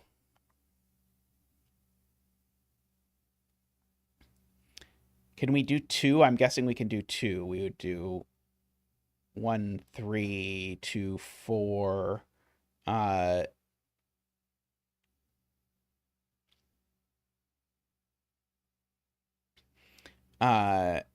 guess we can do 3, but we can't do more than 3 because 3 isn't far enough apart. But yeah, so maybe we should count how many colors we have, which is what AFK did, which was much smarter than the thing I did. So, well, I'm not sure. Maybe smarter, maybe not. It definitely worked out way better because AFK noted fairly quickly that we have 5 colors of dot. And ergo, one of the differences is a minimum of 5, and ergo, this is a 1/6, because this is the only one that could be a difference of 5. Can't actually do 2, so can only do 1 and 3. But this yellow, its difference, by Ambrose's point, is actually double this red here, because this digit has to go there by different colored of dottedness. And so this difference is 2 or 4, and it's not 2, I think, because red isn't a difference of 1. So I think red is a difference of 2, and yellow is a difference of 4. And so my differences of 4 are 1, 5, and 2, 6. But 2, 6 would break the black dot, so it's 1, 5. And so that is a 6 and a 1 and a 5 and a 1. And this is a 2, 4, making this 1, 3, 5 with a 3 in the middle. And we know that makes that a 3. So these are 2, 4, 6. And green, we said, is a difference of 1 or 3, I think, are the only options. And a difference of 1, funnily enough, a difference of 1 or 3 all get us this. The yellow dots need to be 2, 6, though. So this is also 2, 6. Let's see. One of these is 3. Oh.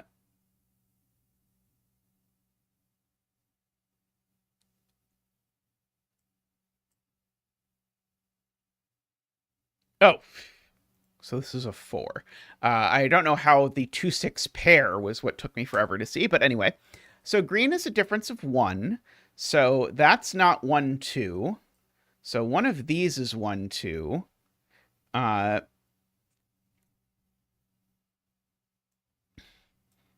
this isn't 5, 6 either, actually. This is neither 1, 2 nor 5, 6. So this is 3, 4. And these are 1, 2, and 5, 6. Except that I know that none of these are 6. Wait. Sorry, I just know that that one's not 6. Never mind.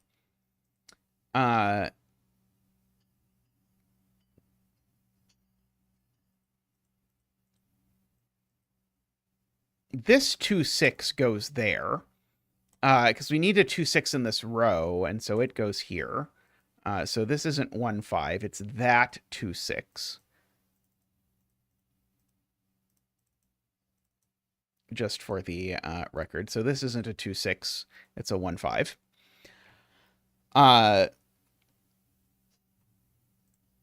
This one's not 2, 6 either because there's a pair. So this one is not 1, 5. This one is 2, 6. It's the other 2, 6. And so this is now a 1 just by Sudoku into this box. We all love Sudoku. This is a 5 by Sudoku into this box. And so now the 6 is there. So now this is a 6, and that's a 2. It's a 2 and a 1. It's a 5. And a 1 and a 5. This is a 2. This is a 3 or a 4. These are also a 3, 4. These are also a 3, 4, but I know the order now. And so let's see. So yellow is a difference of 4. So this has to be a 2, 6 pair, which gives me a 4 and a 2 and a 3 and a 4 and a 3 and a 4 and a 3. And now this can't be a difference of 1, so it's got to be a difference of 3. And so that's a 1. These are a 2, 5 in that order. That's a 4. That's a 6 and a 5. Loved that. That was adorable. As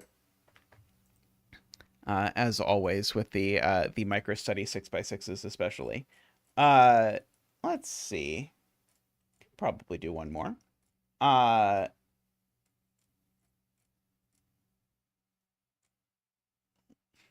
Funnily enough, a very similar theme. Oh, oops. Oops. Oh, no, sorry. That was the same puzzle again, I think. We'll do this one then. I tried to do a Marty Sears one, but then it disappeared on me. I'll have to do the Marty Sears one when it reappears.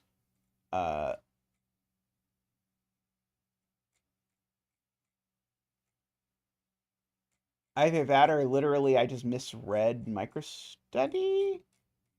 Oh yeah, somehow I've gotten the microstudy one twice, but this time I did it. Okay. Anyway, let's do this this Vish puzzle. Normal killer rules apply. The values of A and B must be determined by the solver. Okay, so A is minimum 15.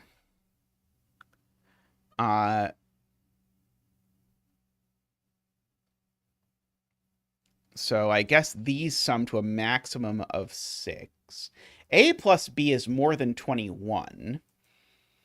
For what it's worth. Yeah, and A and B are different. It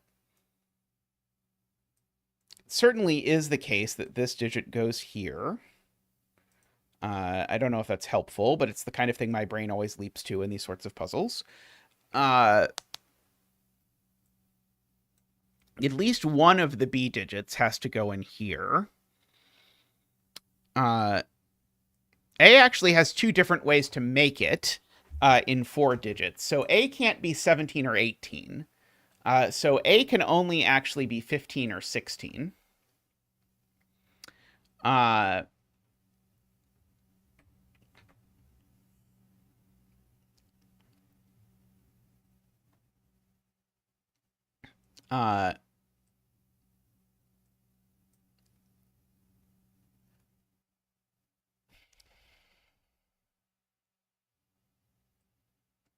So if A is 15 or 16, then yeah, it's 5 or 6 that's missing from this.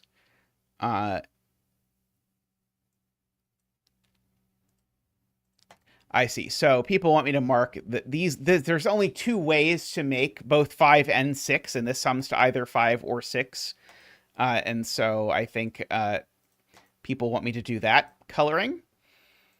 Oh, and then this is yellow. Just to mark that, which is reasonable.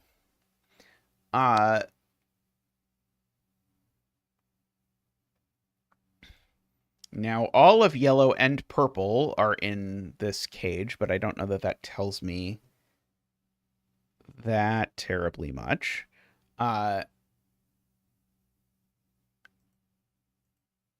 Let's see.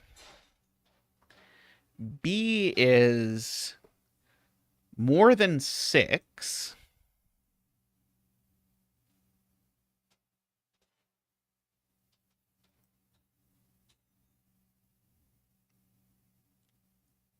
Right. Yeah. So this cell is purple, right? And that cell is purple, is what people are saying. And these are both yellow. These are both yellow, just by yellow doku. Let's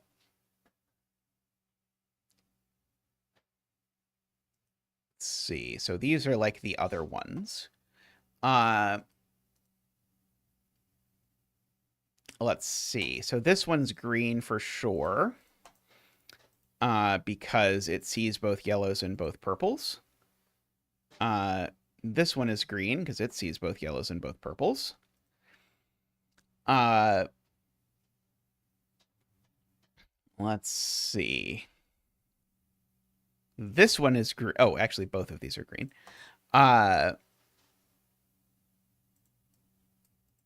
One of these is purple. Let's see. I was hoping that I was going to see that this saw both purples in one place and both yellows in another, but I think it only sees both purples in both places.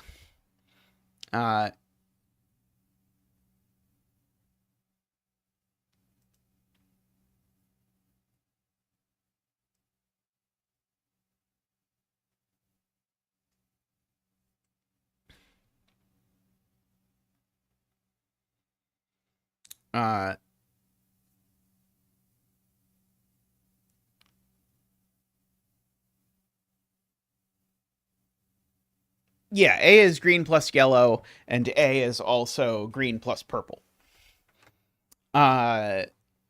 Is how we sort of drew this up. And the digit... Oh, actually, we know this digit is green. We actually... Yeah, that's what I was supposed to say. Because this digit is an outie, but this digit is equal to the sum of yellow and the sum of purple. So this digit is green. Which is actually going to give us the rest of the coloring, or at least a lot of the rest of the coloring, I hope. Okay, so I can sort of continue my looking at that, but I guess I don't...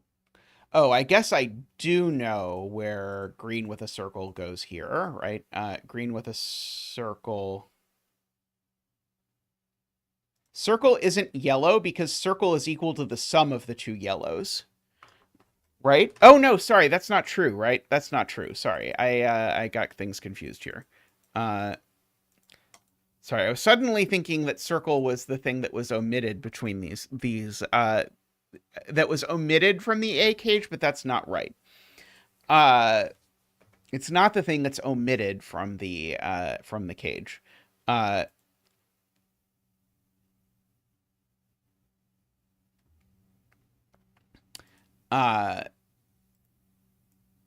Because the digit that's omitted here is green.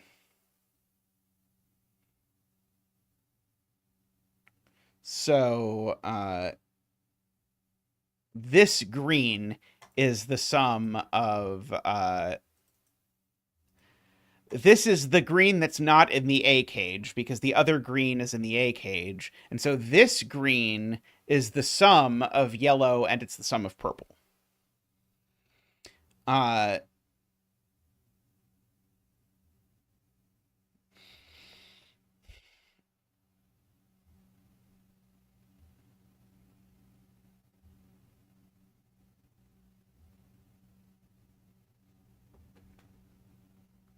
Yeah, B is X plus a purple, if you want. So that cell's not X because it's not X plus a yellow. Because again, these two sum to X.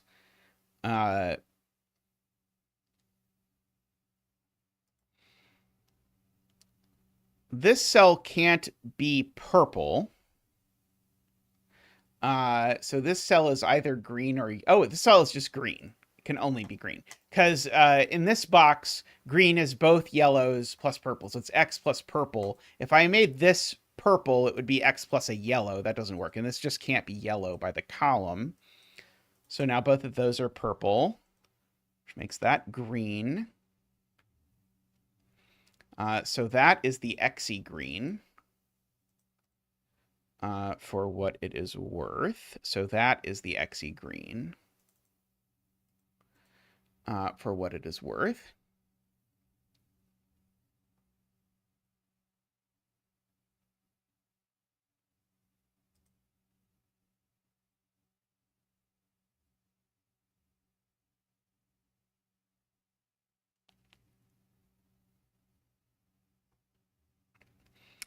Let's see.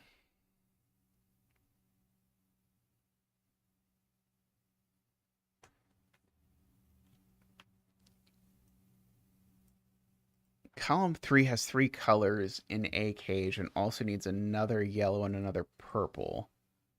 Circles. Oh, circle sees both purples. That's right. So circle is yellow or green at least. I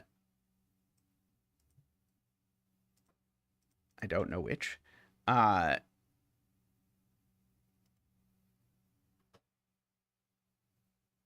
course, this cell is yellow or green.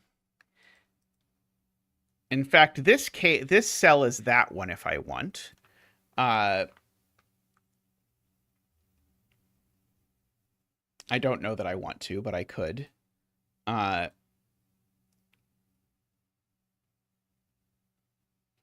Right. The only cell that doesn't appear in this is AFK's point. The only cell that doesn't appear in the A cage, by definition, is green X.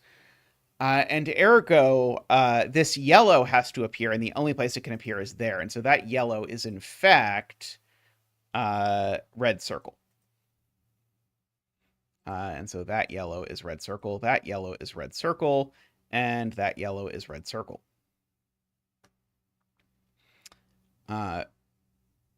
Very nice. So now we can finish by saying that's green. Okay, and then there's a yellow and a purple in here for what it's worth. This cell, though, is not green or purple, so it's yellow because it sees the greens in the row and the purples in the column. So this is a yellow. And so these are both purple for the row. That's yellow. Let's see. This is now green. It's the only thing it can do.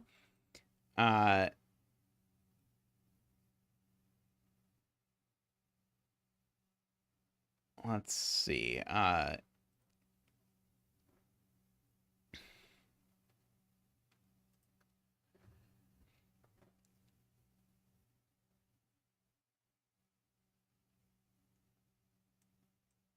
I know this isn't green X, but that doesn't immediately seem to help me.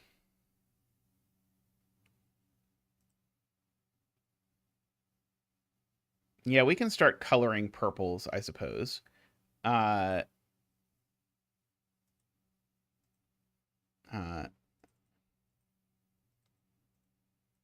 XO.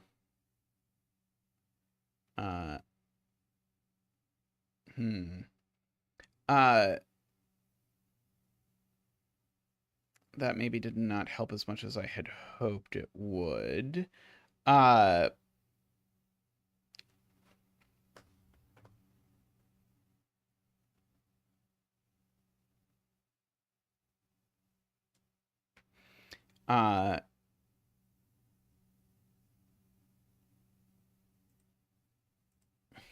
X can't be O due to B sums.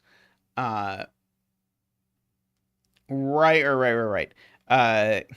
We know that if this was O, there we go. That's beautiful, Josh. If this was O, then we know the cell that you add to this yellow, which is this yellow, the digit you add to it is not, in fact, green. It's the other yellow.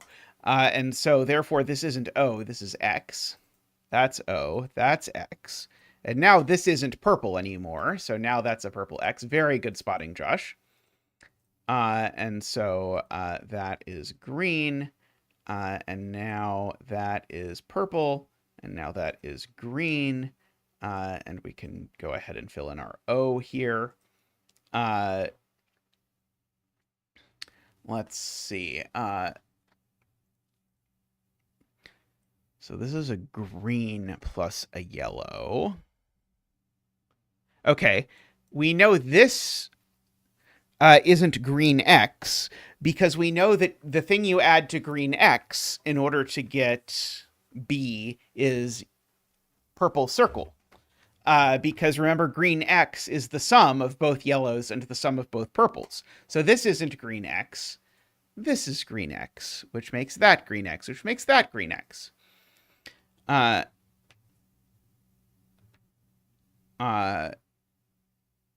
Okay, so now we have the grid fully colored, I think. We can add a green X just for fun if we want, but maybe it's better to not.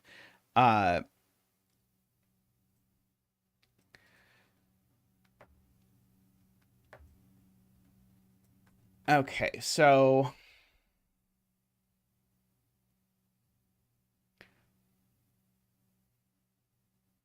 yeah, we could recolor each digit. That seems like it might be a smart idea. So we'll give these, we'll give the purple oranges, we'll give them, let's say, actual orange, and then we can get rid of the orange marks entirely.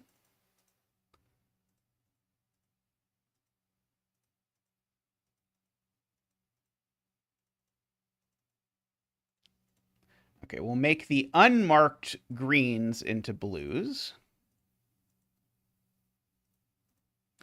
And we'll get rid of the green markings. Oh, and then we'll make the unmarked yellows into reds. Actually, sorry, we'll make the red circles into reds. That seems more honest.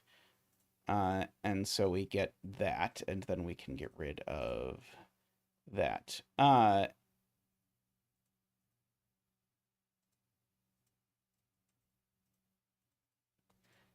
Okay, there we go. Now, did that help? Let's see. Now,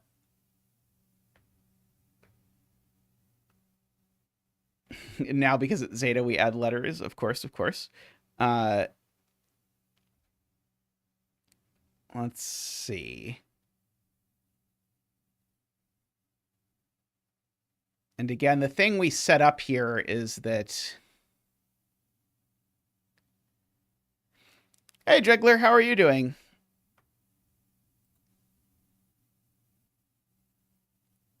Green equals orange plus purple.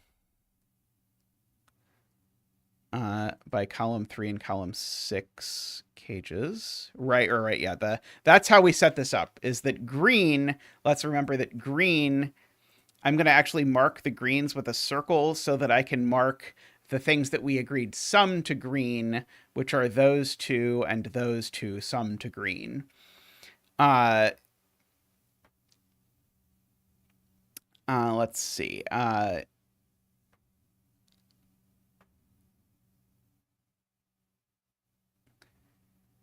Yeah, so green is pretty high. Green, I think, is only 5 or 6. By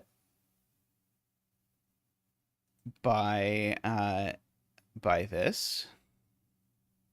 And blue equals green plus purple.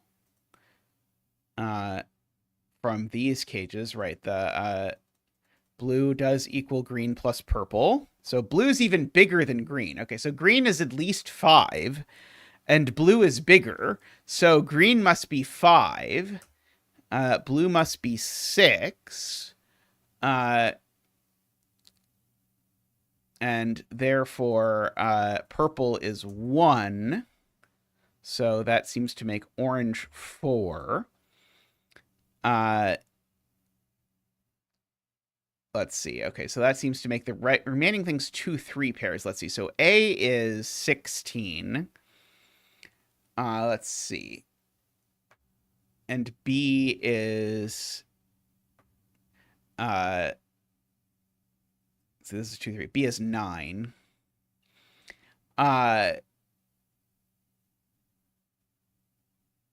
Blue is red plus orange, I'm being told.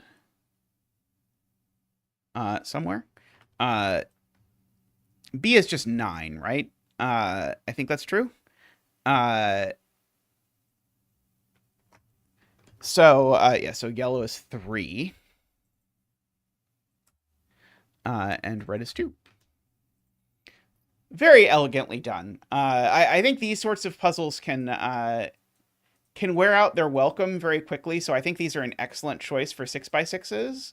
But this one was very fresh all the way through, very nice. I really liked the way that this cage was used together with the sort of the double outies. It was a very nice puzzle. All right, but I'm going to wrap up stream for there today. So thank you, everyone, for hanging out. Greatly appreciate it. I look forward to seeing you all next stream. I'll be back on Tuesday when I think we'll have a guest, question mark, I think. But I'll be back on Tuesday regardless, so I look forward to seeing you then. I appreciate all the comments, by the way, people have been leaving on the blueprints and the lingo videos. I have been enjoying those. I have other games planned, so if you've been enjoying those, you can look forward to those. And you can look forward to the Invitation to Puzzles series starting Monday. And so the plan, again, for that is Mondays I'll do a Sudoku variant, and then Wednesdays and Fridays I'll do a pencil puzzle variant. And I've got a pretty wide assortment of pencil puzzles in there for you. So thank you, everyone. Look forward to seeing you all real soon. Bye for now. Oh, sorry, I should say, last but not least, thank you to the Turbines and everyone who supports the stream. So the Turbines are Daniel, David, Franco, Nell, Nordy, Plonktime, and Tyson. Thank you so much. I'll be back real soon. Bye for now.